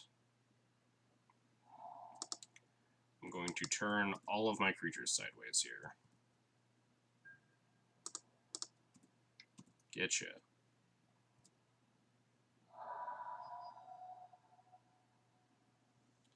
Cool, we got that game. That was definitely a good hand. Punt? Did I punt? I mean, I punted a couple other times earlier today, but I don't think that... Also, that's a new... Wait. Does MTGBot just, like, do the Jim D punt now? What happened to the old punt? Wasn't there a Numot punt or something? Oh, opponent punted. They're just, like, not attacking. I don't know if they were punted. They were just, like, dead. They also didn't know I had path to just kill them.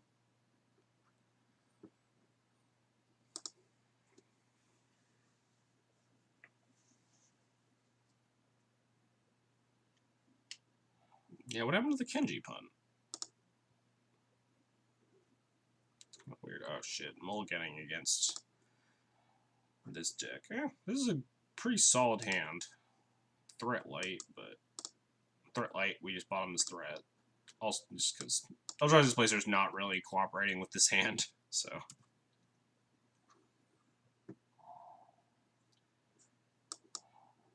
Ooh, see, that's a good thing to draw. Just gonna play with this relic.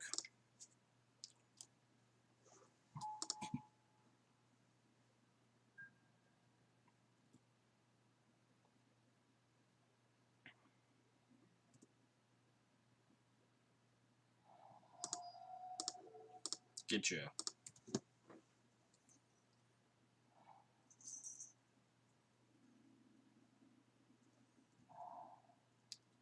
This is about as bad as a 2-color mana face can be. I mean, we got 2 concealed courtyards. What's wrong with that? We just can't cast any of our Thought-Knot Seers. Or activate those Eldrazi Displacers. This is a mold of 6. You're not going to always have like all the colors on your 2-lander. We have Bob, we have Push. Skews. Do I push the Skews? Nice. Speak of the devil. I guess we push the Skews, right? Especially because it mucks up my Lingering Souls plan. We don't need to push it yet. My other option is Tide Hollow, but Tide Hollow is generally not great until they're down to like a couple of cards in hand, because their hand is usually like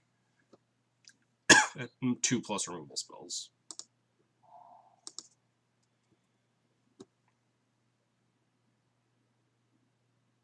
So worst case here is that they play a Lily, and then we don't hit their land for souls.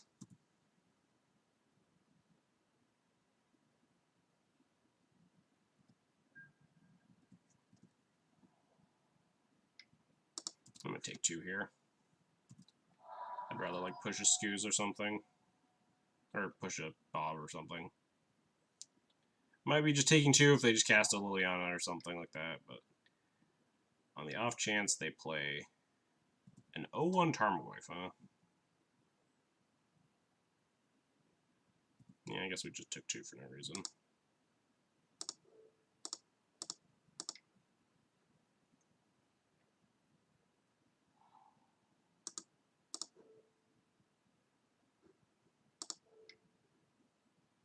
Can always target ourselves to weaken the Goyf as well. Ooh, nice.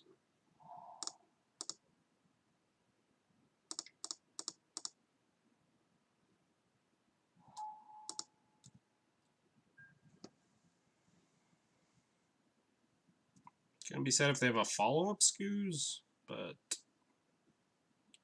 not a whole lot we can do about that.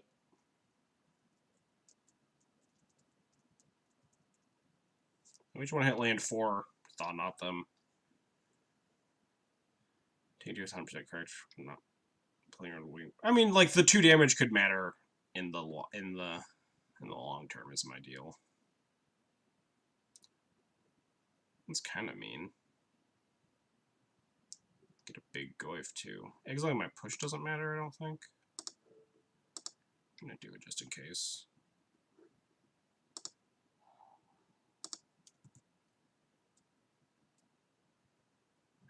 We can just like path this Goyf, recast the other half of souls unless we draw a land, in which case I'll probably just Thought-Knot them.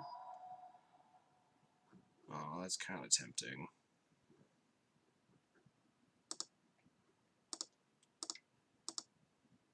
Ah, no, I was supposed to Arbiter plus Path. I'm an idiot. I don't know how my cards work. This is like a free path. Oh well. Arbiter plus Path was right there on the table. Maybe they'll keep missing land drops, and it won't matter.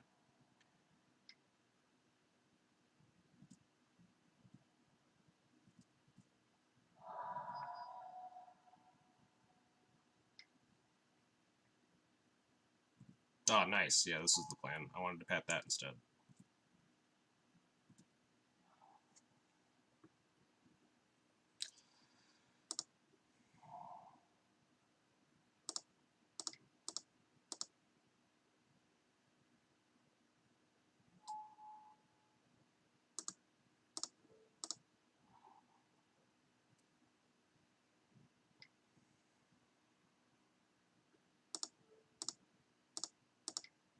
Yep, that's why we did that line, so we could force them to not tutor on at least one of these, and the Ghost Quarter still takes them off of red mana here. Not the free Stone Rain, but that's life.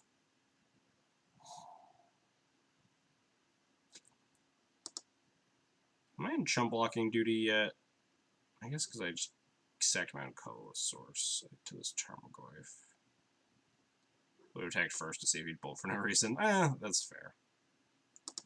I'm not in chump blocking duty yet. I'm getting a little close. But we can also just chump block with idiots like Tide Hollow, or just find a removal spell.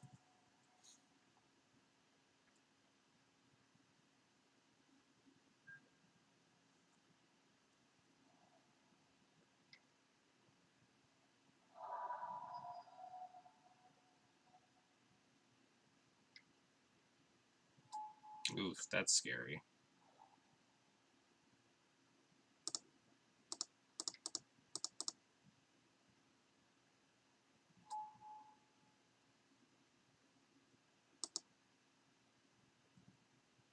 Might just be dead to Tarmogoyf beats. This is what I was talking about. Like, not necessarily the 2 damage is going to kill us, but like taking the 2 damage is definitely not just free, right? Because against Jund, it often does come down to a damage raise. And sometimes if they have their aggressive Tarmogoyf hands, we can, like, taking a couple extra pock shots for no reason does add up.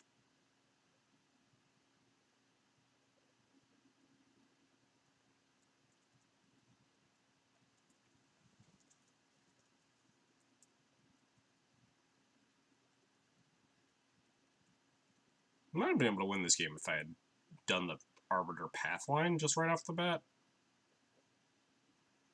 There's a chance I misassessed what the threat was, too. Like, leave them with the Bob, kill the big Goyf. But definitely also hard to dispute a Bob, even if we have some Lingering Souls tokens in play.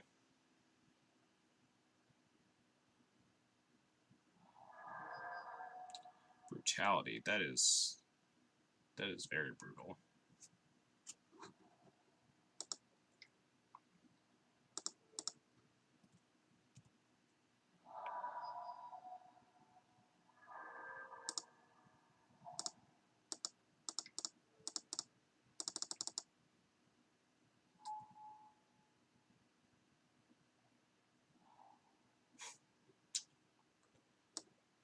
Taking them off of red definitely did something.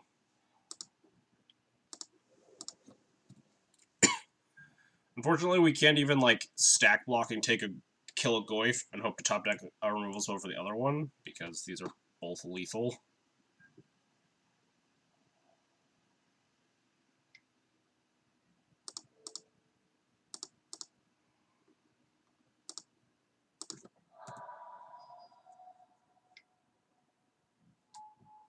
Oof, yeah.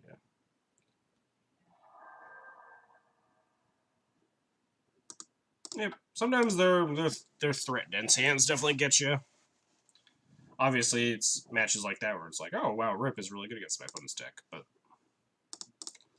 sometimes they go like Thoughtseize, Abrupt Decay your thing, Liliana you, cast a Bloodbraid Elf, and you're like, why did I board in this rest in peace? Which is why I try to hedge my bets with the Relic Regeneratus, which was looking pretty good, and then they exploded it with Kolaghan's Command.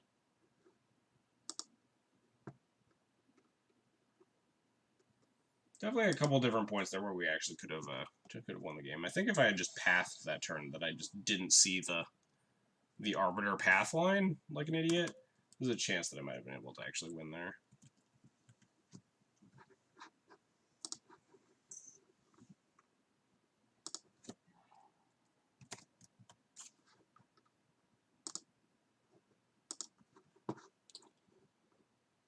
On the die roll. Classic 2-color mana base hands. I mean, I'll keep. We don't play black in this deck, right? We're just playing the front half of Lingering Souls.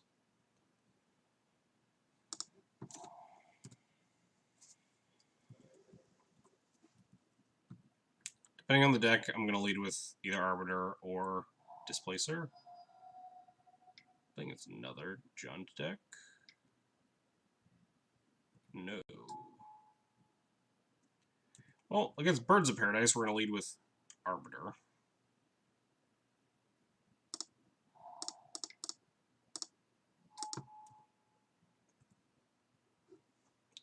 And like Path Ghost Quarter or Thought. Opponent's on, I assume. Nope. Very incorrect on any assumption that I was about to say, because they're on Wayward Swordtooth. My mistake. Do I path the Wayward Swordtooth? No, they're not going to cast anything else. I think I'm just going to Thought Knot them, hoping to, like, take the gas out of their engine? Question mark? Oh, they're just playing, wait, they're playing, like, the Value Town deck?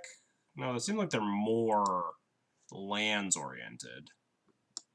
They have, like, literal Life from the Loam. Well, we can't take the Crucible and the Loam. We're probably just going to end up pathing this Knight. Is it the Loam or the Excavator? I think I'd take the Excavator. The Loam, they would have to keep like dredging and recasting for their turn, which is a lot worse in Modern than it is in Legacy.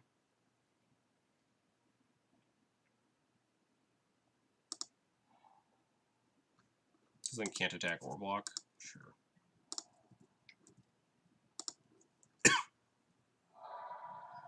They need like 10 permanents. Oh, thanks, Moto, for like telling me what this card does. There's probably a way for me to like click and figure that out, right? Oh no, my opponent knows how to play around Leonin Arbiter. Ooh, there we go. If you control 10 or more permanents, you get the Sitting's Blessing for the rest of the game. There we go. Would have loved to have drawn another source of mana. But I guess pathing this Knight and attacking them for 6 is pretty good.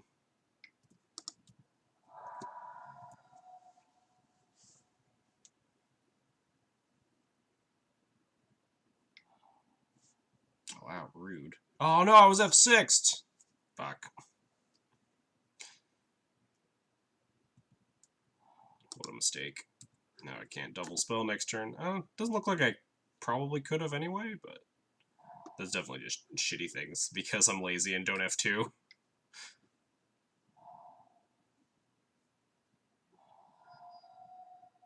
Oh, no, my opponent didn't do it either this time. Leonin Arbiter gets us both.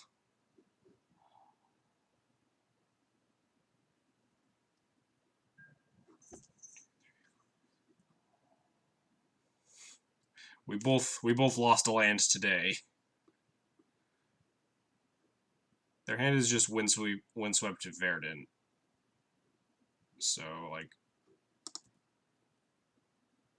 casting the Thought Knot doesn't really do anything. I'm just gonna start playing Lingering Souls, so I can like attack through a Wayward Swordtooth that will eventually get big. Although I guess I can represent lethal by playing out Displacer, right? Assuming they can't put 3 more permanents into play, I can just blink down the bird and attack them. Yeah, let's just go Displacer, I guess.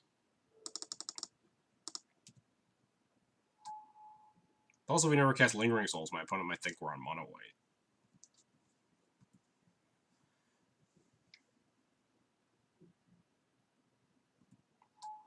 Yeah, well, I'm going to use a draw some cards.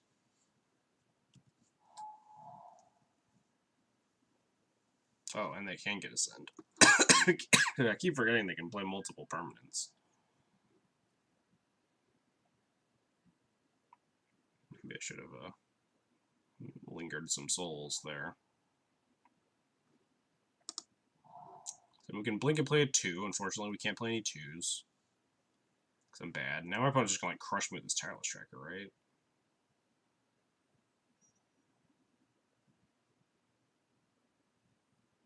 My opponent can't crack more than 1 clue, right? Seeing if I can actually force them to trade off the tracker here. If I blink down the Swordtooth. No, they can just trade off the bird instead, but...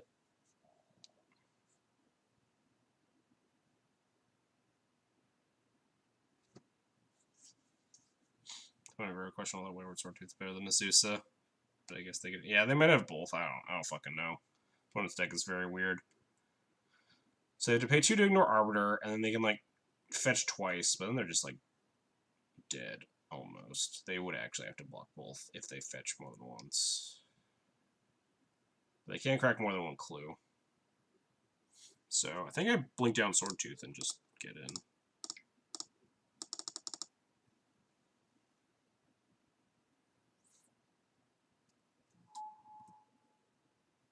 Oh no, I can't get in with the Arbiter because my Arbiter just gets eaten by the tracker. Shoot.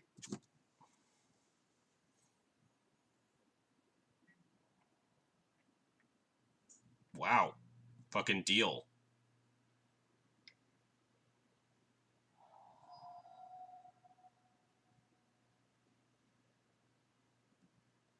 Doesn't just run a 2-2. Yeah, that's what I realized at the last second. But they, like, I guess they get like 4 clues out of the deal. But I think when they're at 3-ish life, we can just kill. When they're at 2 life, we can just beat them with these lingering souls, right?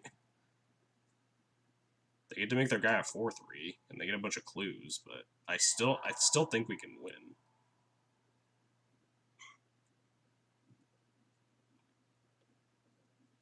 That seems very weird that they just like snap off, traded the tracker off.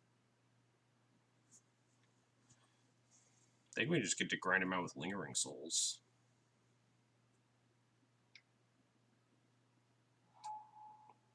Oh fuck. Opponent, I don't understand my opponent's deck. I imagine there's gotta be like collected companies, right? With all these like 3-drop creatures.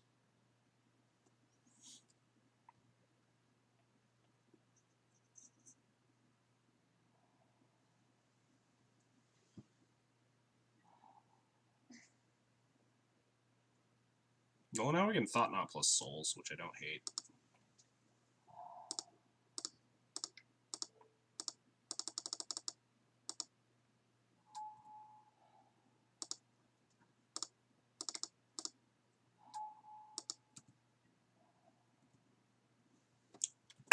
They have to kill every single spirit that I make for the rest of the game.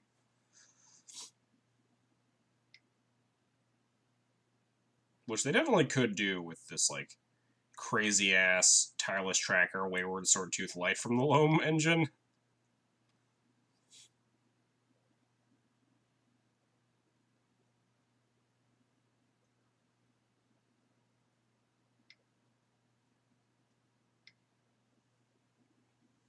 This seems like...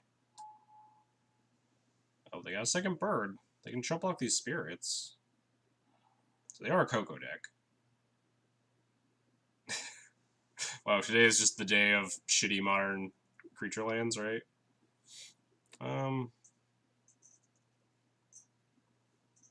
Actually, yeah, I guess, yeah, it wouldn't be that good. We have Ghost Corner. I think we're just gonna take 11 here. Just block, soak up more damage next turn. There's a chance we can't soak up damage, though, is my concern. This tracker just gets bigger, but a bunch of more souls in play. I'm gonna block with Arbiter.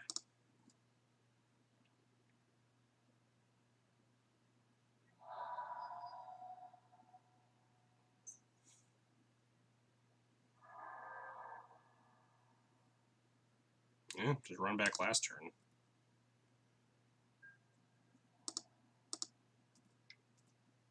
Force them to kill off these birds, or at least one of them.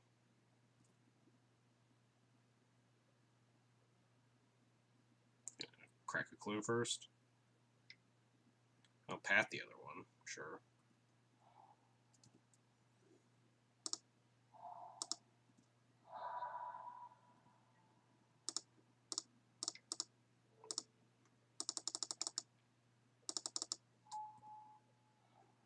Oh. I'll take that. Alright. Well, we have 3 lethal attackers. They only have 1 blocker. Save TKS the Pharaoh settle. I mean, I don't know what I'm expecting at this point.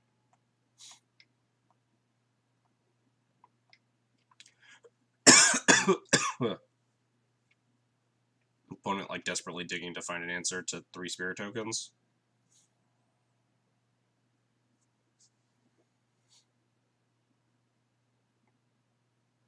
This feels like a desperation attack, but I think I'm going to block with a Thought Knot, just in case. We can like Tide Hollow to make sure the coast is clear. Take 10, go to 5, sure. There's a chance I can like block with a Spirit and be safe, but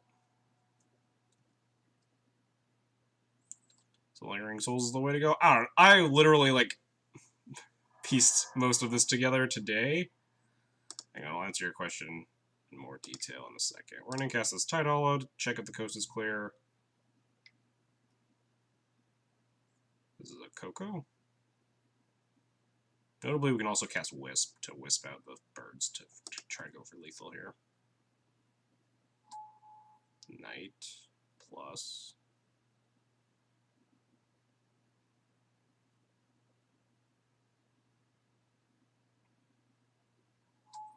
Scoos with 1 green up. So if they remove a spirit, okay, they do remove a spirit. Are we not going to win this? We are at 5. Yeah, I think we're dead. Because we can hit them for 2. But 2 is definitely not 3. I'm actually not going to find a land here, because we might need to Ghost Card myself to cast this Wisp here. I think we do just lose.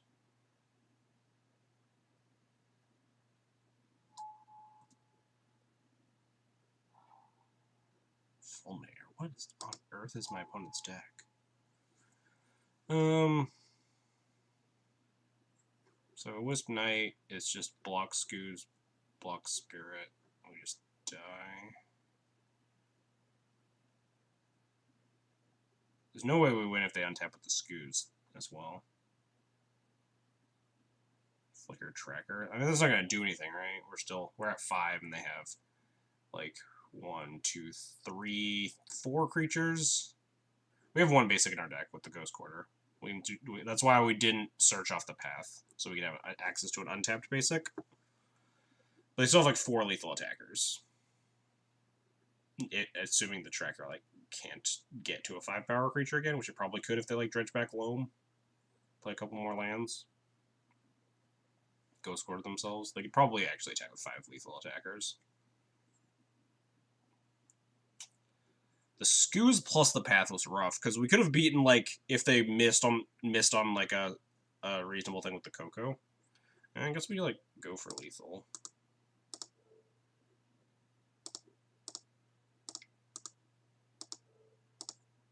Alright.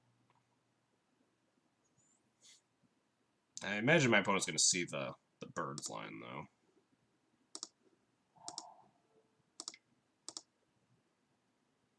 Flicker. Oh, yeah, they have a Scoos in play, and the bird is not summoning sick. So as long as they make a green mana here, we lose. Yeah.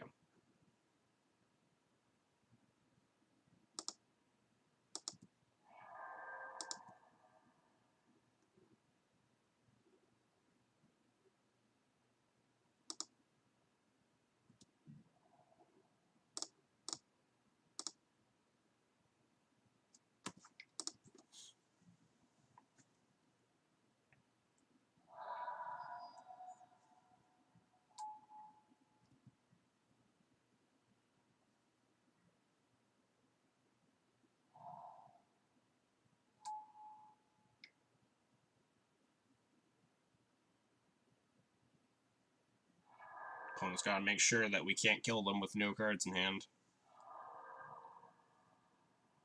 What? Well, they just go to 3? Oh, they just wanted to make all 4 of their attackers lethal, I guess, for whatever. Sure. So, I I kind of like impulsively put Lingering Souls in the deck to answer your question, because I was looking over like the strongest decks in Modern right now, and I'm not a big fan of Shalai as the meta currently sits, and I think Lingering Souls is the other big way you can build the deck, especially with Jund sitting in the format. We played against Jund last round, and I think we might have been able to win the match if I wasn't dumb. Been misplaying a lot today because I'm definitely out of practice in the format. But Lingering Souls definitely stole us game 2, and probably could have stolen us game 3 had I played a little bit tighter against Jund. I think that's a big reason to be playing stuff like Souls, because of these grindy matchups. Also, there's Blue-White, which is this just ever-looming presence, which like Souls is also fighting against, and Shalai is kind of weak in that matchup since they lean less on spot removal and more on Wraths. That's where Souls shines.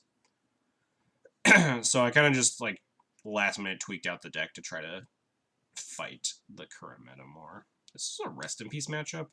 My opponent's a Life from the Loam, Ramanap Excavator, Knight of the Reliquary deck. I feel like this is a Rest in Peace matchup.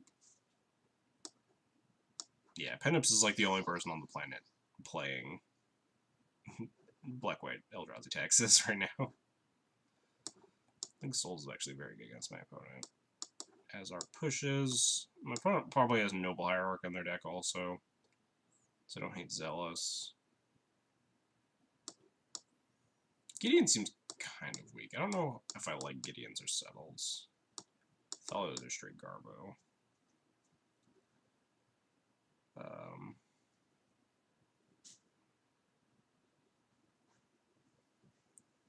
But yeah, Souls is fine. Souls has always been like a pretty good flex slot depending on what you're trying to beat. But I just liked Shalai in a lot of formats past just based on the best decks of the format. But the meta has shifted thoroughly enough that I'm kind of off Shalai for the time being, unless the format shifts a different way. Kind of like all these cards. Probably don't need 3 Rest in Peace. My opponent did have like Assassin's Trophy in their deck. They can probably blow it up.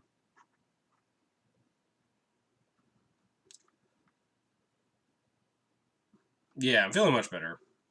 I was pretty sick last week. Caught the old con crud. Was out of it for the latter half of the last week, but I'm feeling much better. I have like a little bit of a persistent cough, but it's nothing too bothersome. I'm gonna cut some Wisps. Wisps are like 3/1 flyers though. Snap cut all these Thought Knots.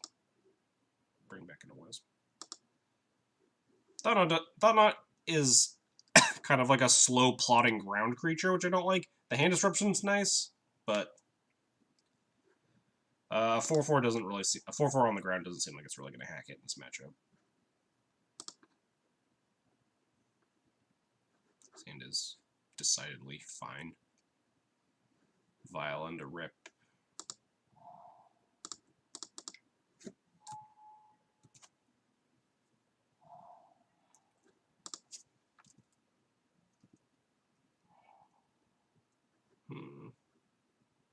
I'd rather play Displacer now. Notably, I also think that... Oh god, what happened? That was weird. the turn that like I missed my land drop, or I missed the my finding land off path, because I was F6'd when I had an Arbiter in play and my opponent pathed me. I think if we had found a swamp, we would have just like snapped one on the spot, because I could have been like Souls flashbacking Souls a lot sooner.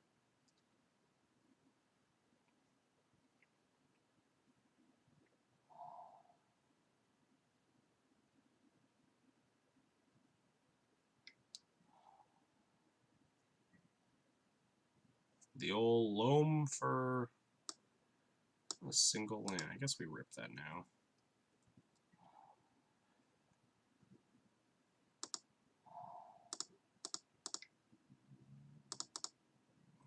Might as well get the value there. Gonna leave up the option to try to snipe something with this Arbiter. If they like try to use this land that they tutored up as a fetch.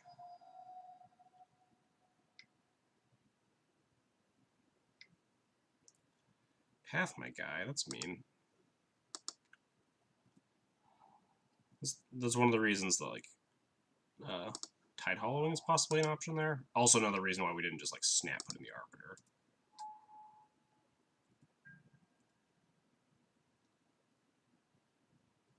I think we're gonna put in the Arbiter now though, and then untap and play Tide Hollow, trigger on the stack, we're gonna flicker it.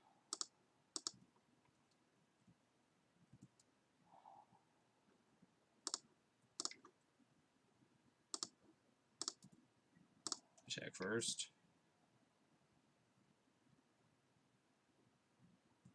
Wow. 8.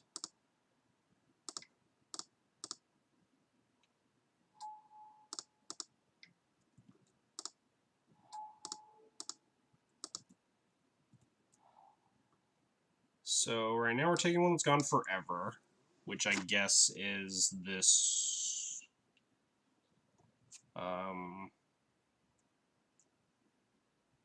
Tireless Tracker.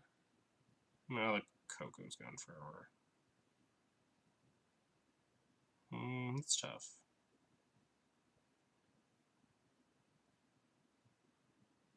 I'm gonna kill the kill the Coco forever. Put the tracker under there.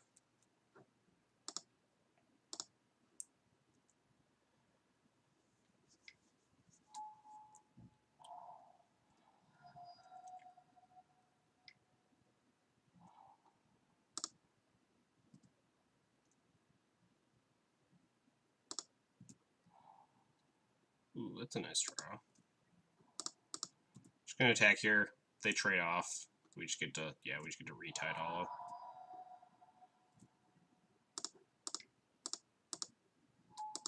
Now this game should be over. So now we have Displacer plus activation too.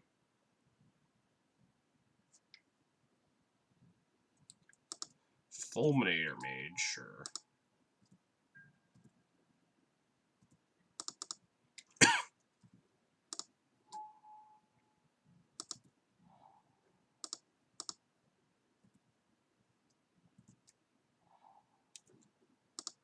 Guess I was supposed to probably tap down the Fulminator so I can attack for more, but I really don't care.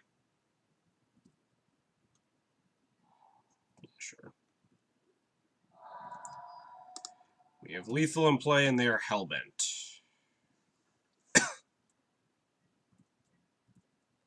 If they just pass the turn here, okay. Yeah. If they pass the turn on end step, I flicker the Tide Hollow to check for Collected Company, I think. Because even with like a Path to Exile on one of my creatures, on one of my 3-power guys, I still had 7 in play with Tide Hollow plus 1 3-power creature plus the Shambling Men. I wonder if this is a Bitter Blossom matchup.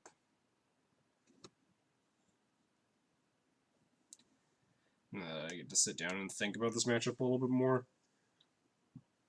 This does seem like a matchup where my opponent has like a severe problem with flyers.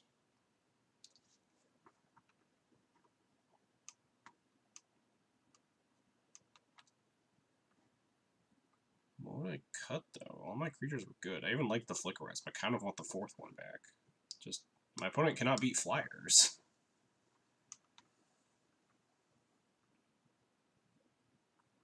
I don't love Flicker Wisp, given that my opponent's deck is a little bit, like, can turn the corner a little bit easier. But we have, like, 6 removal spells plus Stranglers as well. Kind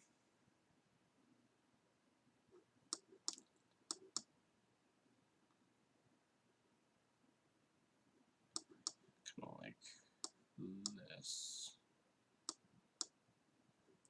Let's try that. It's not sold on Bitter Blossom. It does seem a little bit slow. But I think I might like Wisp more than like the 4th Displacer.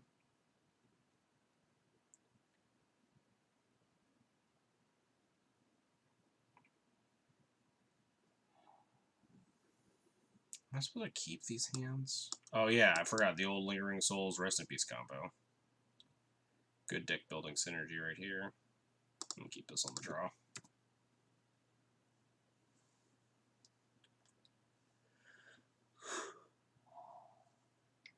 Oh, Their mana dork hands are always just a lot scarier than their not mana dork hands.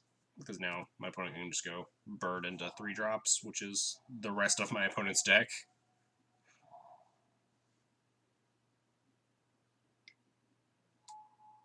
Well, that's a very weak turn 3 play. Probably indicates Collected Company.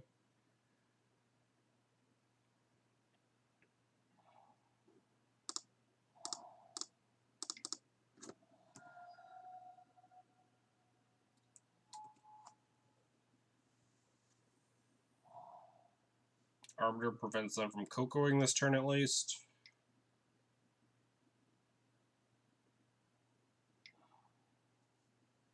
Oh, they're stone raining me. Fun.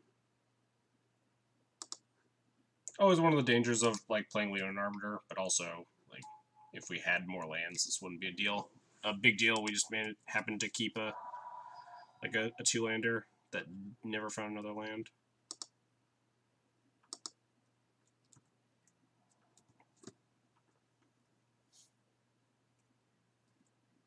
I don't think like Assassin's Trophy is a big reason that like Arbiter is not a super good Magic card anymore. I mean, I have no qualms saying that Arbiter was never a good Magic card, but like Arbiter didn't get significantly worse because of a card like Assassin's Trophy. I think in most instances where you're playing as Assassin's Trophy decks and they decide to try to vindicate you, it's not bad. We did happen to like have the odd 2-lander. My opponent like blind vindicated me and got rewarded, which definitely does happen. But I'm wondering if pathing this Arbiter is fine. Probably is, considering my opponent now has Coco mana, so turning off this Heath doesn't really do a lot. Putting my like remove it in response is what I was thinking, but.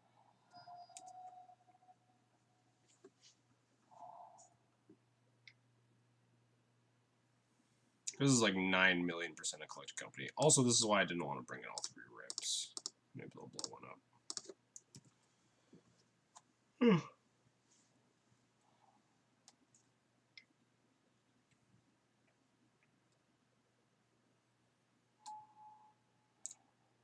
Tracker Knight of Autumn. Guess they did blow it up. Not really what I wanted, but works out, I suppose.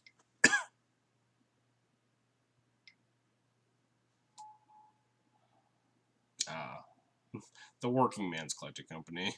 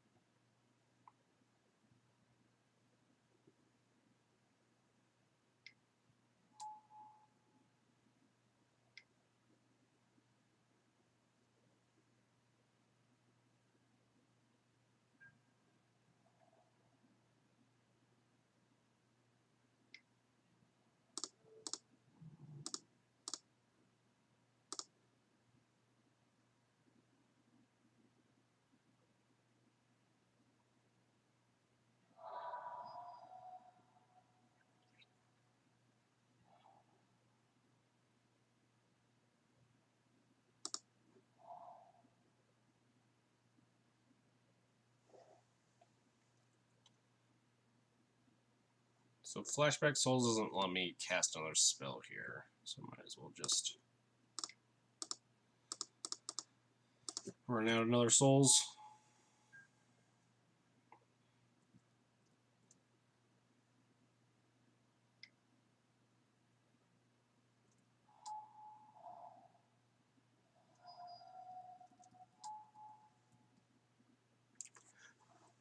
Ugh.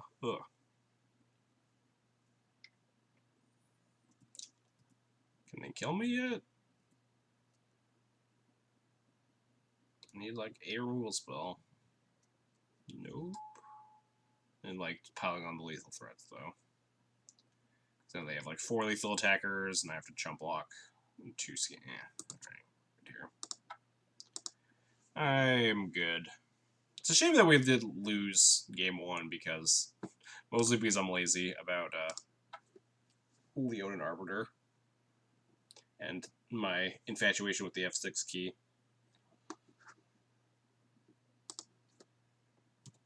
Don't know what to call that deck. What the fuck that was.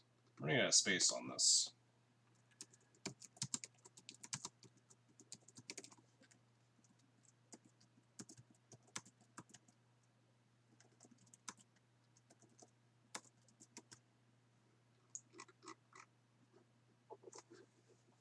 This is mostly kind of my, like, trying to ease back.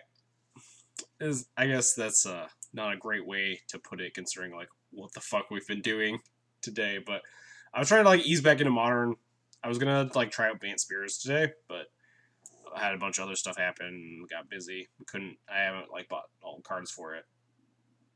So at the last minute, I was like, all right, I need to stream. I'll play Black-White. I haven't played Modern in a long time. We'll get a feel for the format as we jump in. And then try to test some actual decks for the RPTQ. And today we've played against Blue-Black, Bad Control, Hollow, or what is this deck? Is it Hollowvine? No, it's Venge. Bridgevine, but the old Bridgevine variants with like Hollow One in them and Blasphemous Act for some ungodly reason. But against Jund, which is a reasonable deck, and we play against like Junk Landfall, whatever, like Junk Loam and friends. Just welcome to Modern. Enjoy your stay. You play against like just the dumpster fire all stars.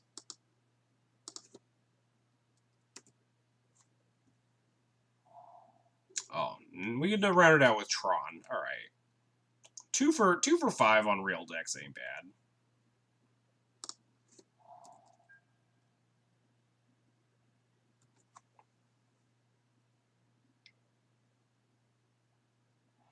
So they don't have turn 3 Tron, so I can actually like cast a Tidal Scholar. Nice. Oh, no, don't play another Tron piece. Oh man, these are the ones. This is like arguably the worst because you never know if they have Tron here. Well, maybe they do. Maybe if they reveal mine, then I'll just fire off a Ghost Quarter.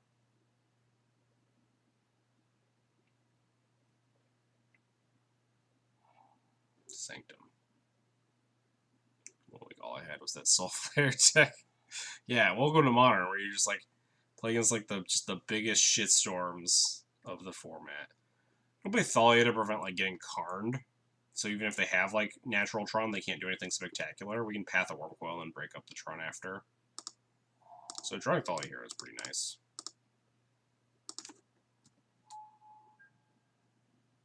Although to be fair, this is definitely like the pot calling the kettle black in terms of all these people. Like the Jund guy was like, oh, I just wanted to like practice against Modern decks, and I played against Black-White Eldrazi taxes. This dumpster fire. Because this deck is definitely a dumpster fire also. Definitely some pot and kettle action. Oh man. Ooh. Never mind. Forget the aw mans. This is that was an excellent draw.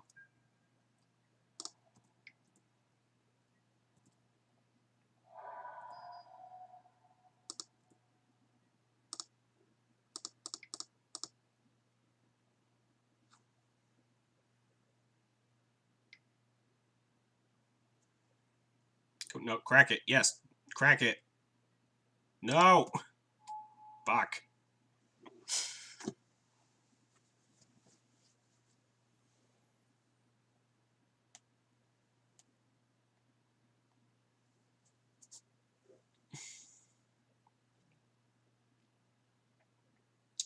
So if it goes core to the mine, they can pay for it, pay for the search, get their forest, untap.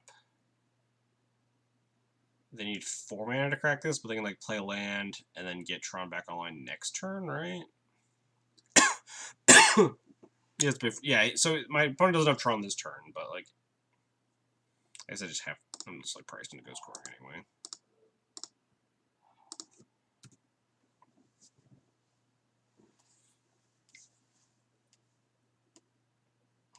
Was really hoping my opponent would just crack that map in response, so we just snipe them off of Tron.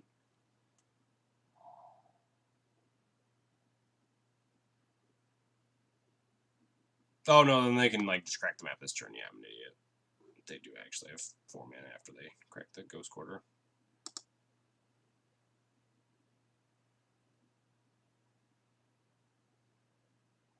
I was supposed to do that in their upkeep, question mark? Oh, nope, then never mind. It's okay. Misplay, counter misplay. Punt, counter punt. My opponent had the same line that we did. Wait, oh, because they just didn't need to crack it. They just had another Urza Spine. Easy game, easy life, I guess.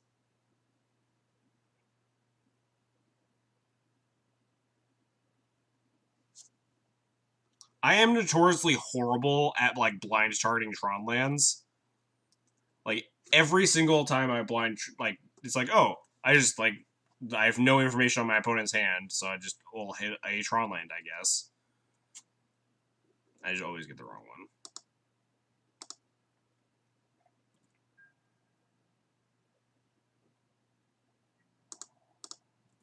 Take the second land they played. I think that was the power plant. That's like there's no like basis for that, right? It's just yeah, the plan is definitely Scholar and Prey.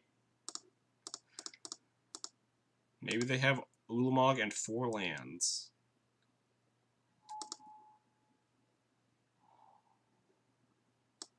Huh. Ulamog and Ugin the Spirit Dragon, you say? 2 threat. Oh, okay. Never mind. My opponent just literally had Natural Tron twice. So, not a lot we could do about that one. My opponent also had the backup power play and backup tower. No worries. Ugh.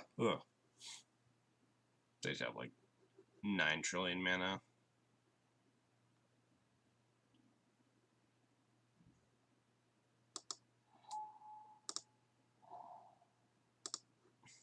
Yep, this is called Game 2. We were close. They only had 2 threats. Magic is a fun and interactive card game for sure. Agreed.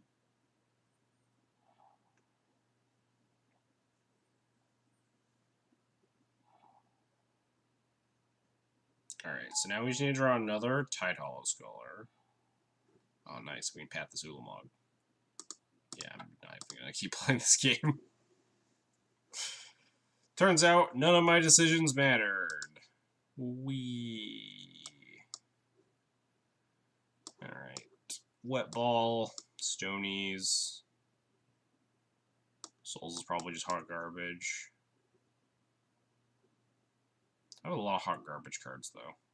Displacer could kill Ugin. I mean, Ugin can also kill Displacer, right?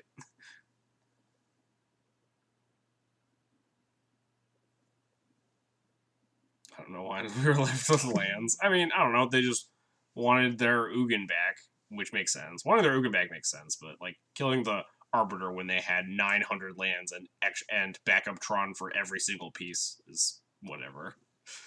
They win at their leisure at that point.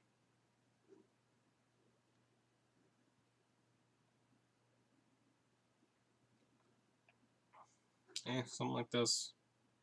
I kind of hate Aether Vial in this matchup, but with my new Lingering Souls side, Gideon over something like Strangler. I like Strangler post board because you actually don't have a lot of good answers to Thragtusk, which is just like 100% always in the sideboard and always gets brought in this matchup.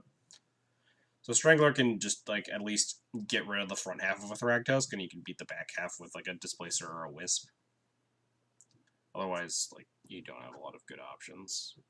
Also, occasionally you can get the Wisp Strangler combo, but not something I like to write home about.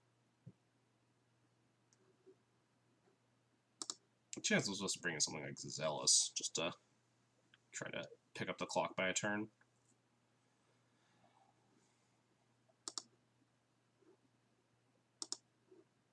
Settle? Why would we bring in Settle? What does Settle beat?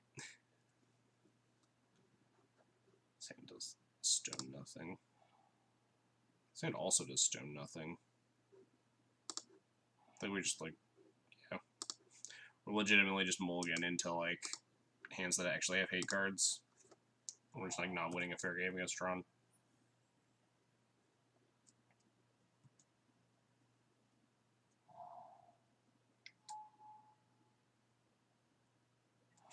Alright, I'm just making sure I wasn't like somehow outthinking myself there. I was like, what is Settle gonna do against my Tron opponent? They're gonna attack me with their Ulamog and Wormcoil, we're gonna be like, gotcha! We're gonna cast Stony, my opponent's just gonna like natural Tron me. Solid. Please power plant me so I can go home. Oh, nice. We get to drag this one out a little bit longer. Oh, nice. The combo. This is why I hate Aether. This is one of the many reasons I hate Aether Vial in this matchup. Might as well play it. Although if they blow up the Stony, we just lose, right? So, I mean, probably not a lot of merit in playing it. Thought on me? Nope.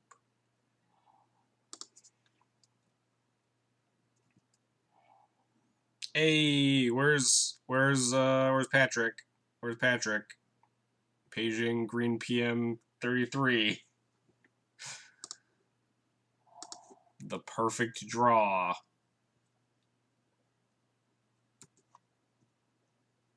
Going to like thrag me. Oh, wow, my opponent just actually has nothing. I think it's worth playing against exactly again. That's another fair point. Very timely Tide Hollow Scholar.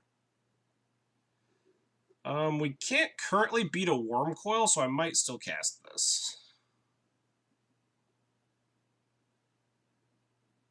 Wormcoil is definitely on my mind of cards I can't beat.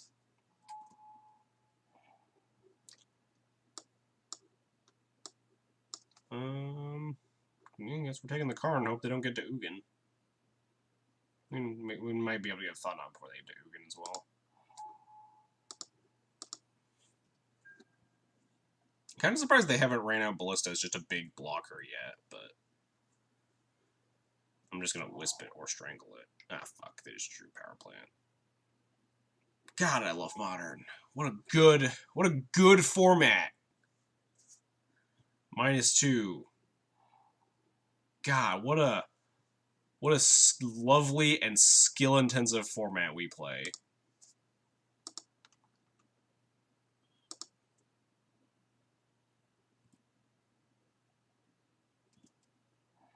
I mean, we can kill the Ugin. I can, like, Flicker Wisp Strangle it, but then we can't beat an Oblivion Stone, a Ballista, and a Karn. Like...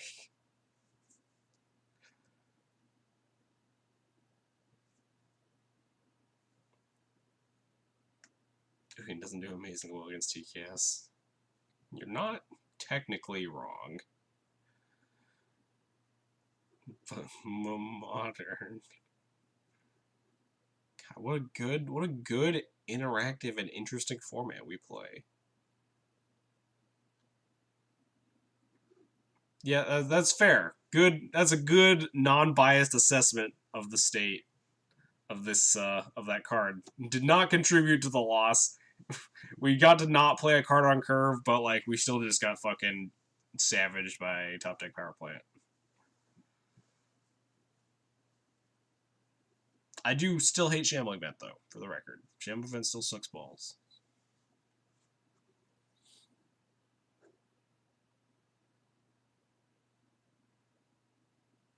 Playing real decks helps. Playing real decks does help.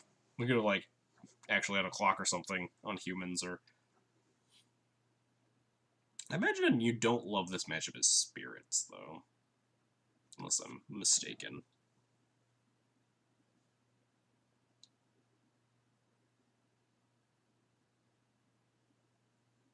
They let you choose the cards you put in your deck. I'm getting the feeling that Chet doesn't appreciate me dunking on Modern while playing Dumpster Fire. Presumably you have to exile the card with the Wisp plus Scholar and hope. That's fair. We get like Scholar Wisp away the... Yeah, we're so dead. I'm gonna keep playing though. You assume correct. The trouble is that Modern is still a dumpster fire if I was playing a good deck.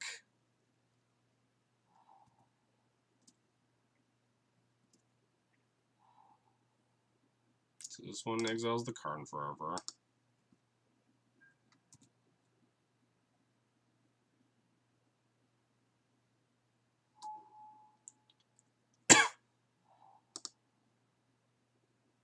Picks up this Ballista. But then you would at least crush Scrubs. I mean, we crushed, like, Scrubs today with bad decks, too. Although I guess we didn't crush. I think the other 2 games we lost were, like, actually pretty winnable. Of, like, me just, like, generally playing poorly. Losing one of them, and then... like, the F6ing lost the other one. A 4/4? I can't strangle a 4/4.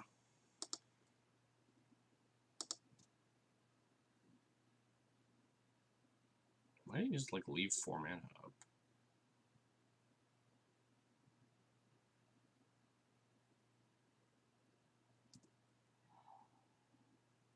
Oh, we can double strangle it. Oh, no, we can't. They only have 1 card in exile. Outplayed.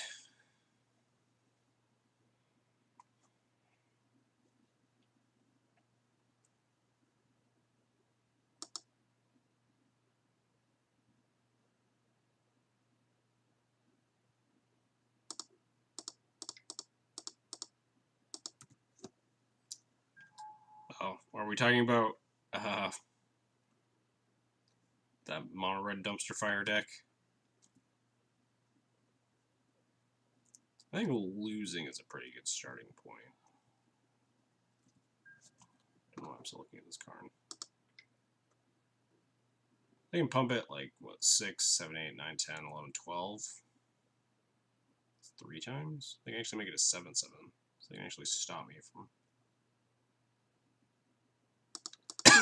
We'll go for it, I guess. Maybe they'll misplay.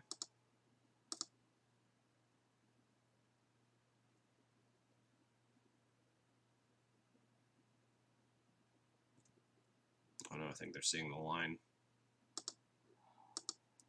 Alright, now we just need to block it, and then we need them to not use all their mana to pump it 3 times.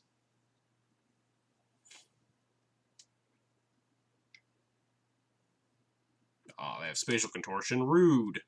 They don't even need to pump it 3 times.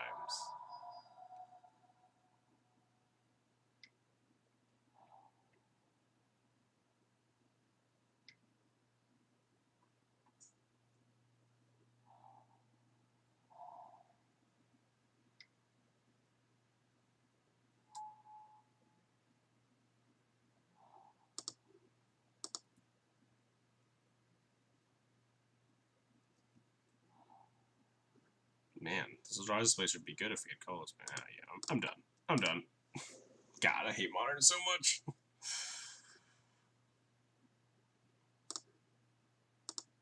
Every card with a diamond in its cost text box just makes me ask why.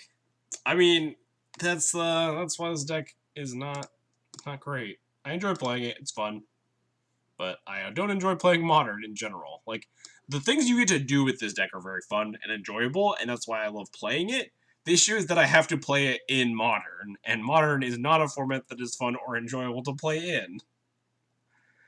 Like, you get to do really cool stuff. Like, I love Wasteland Strangler just as a Magic card. It's, like, very interesting, and you can do really cool things with your deck because of it. Trouble is that you have to play Modern to do those fun things. So yeah, this deck is about as good. This deck is definitely a 2/3, 3/2 deck in Modern, as are almost all Modern decks at this point. So I'm not surprised that those were our results.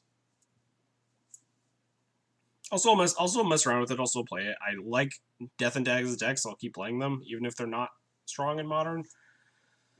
Though I mentioned at the beginning of the stream, I think a green-white list is more suited to be strong in this meta. I think black-white is just kind of weak right now, just based on the color splashes get like fluctuate in power level based on what the best decks are, and I think there's a green-white deck out there that's a lot stronger right now.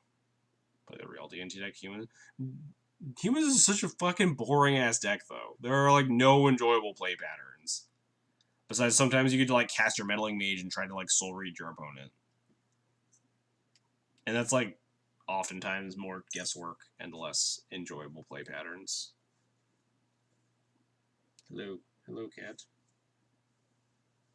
You want to be on the stream? You want to be on the stream? Come on, up and at him.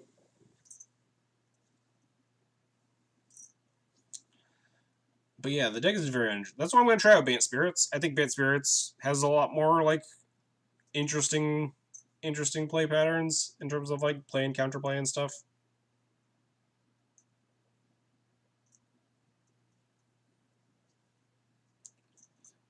So I'm hoping that that kind of like scratches the cool Aether Vial like action reaction sort of itch.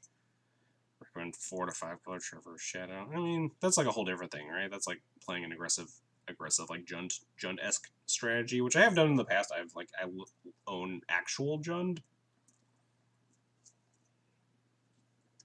like aggressive disruption play patterns. No, but just like doesn't like scratch the Death and Tags itch, which I think Bant Spirits might be able to do for me at least a little bit. Yeah, you're just gonna sit there on my shoulder. That's not a good balancing spot. You can like walk anywhere, but nope, you're just gonna keep standing there. Alright, cool, whatever. Anyway, so that's my rant about Modern, I guess. Is that Modern is a shithole, and even if you're playing a good deck, the format's still a shithole.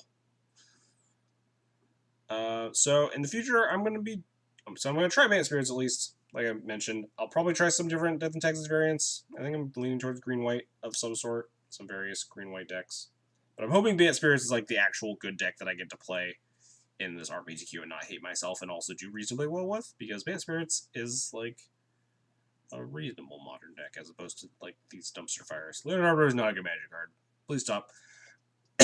Please stop playing Leonin Arbiter if you think this deck is good, because you can't register Leonin Arbiter in Modern and reasonably expect a duel. I'm sorry to all those that are a big fan of Modern Death and Taxes. Can you like be less inconvenient? You stupid animal. Just come down here if you're just gonna keep standing there. Being on my shoulder is very obnoxious. That's better, I guess. Anyway, but yeah, just don't do all yourselves a favor. Don't ever register Leonin Arbiter in your decks. This card's very bad. I'm gonna keep registering it for the memes, but I don't expect myself to do well. Anyway, that's enough on the many reasons I hate Modern. Go find someone to host. Who's playing what today? Anyone playing Legacy? Caleb's playing Legacy. Also Goblin Lackey. I will host Goblin Lackey. I assume he's playing Goblins. What are you doing? What are you doing, cat? He's in fact playing Goblins. Get off my face! Alright, get on the bed. Stop annoying me. Ugh. Anyway. Oh, I didn't record that last match. What did we play against? Tron? Green Tron is on here somewhere. There it is.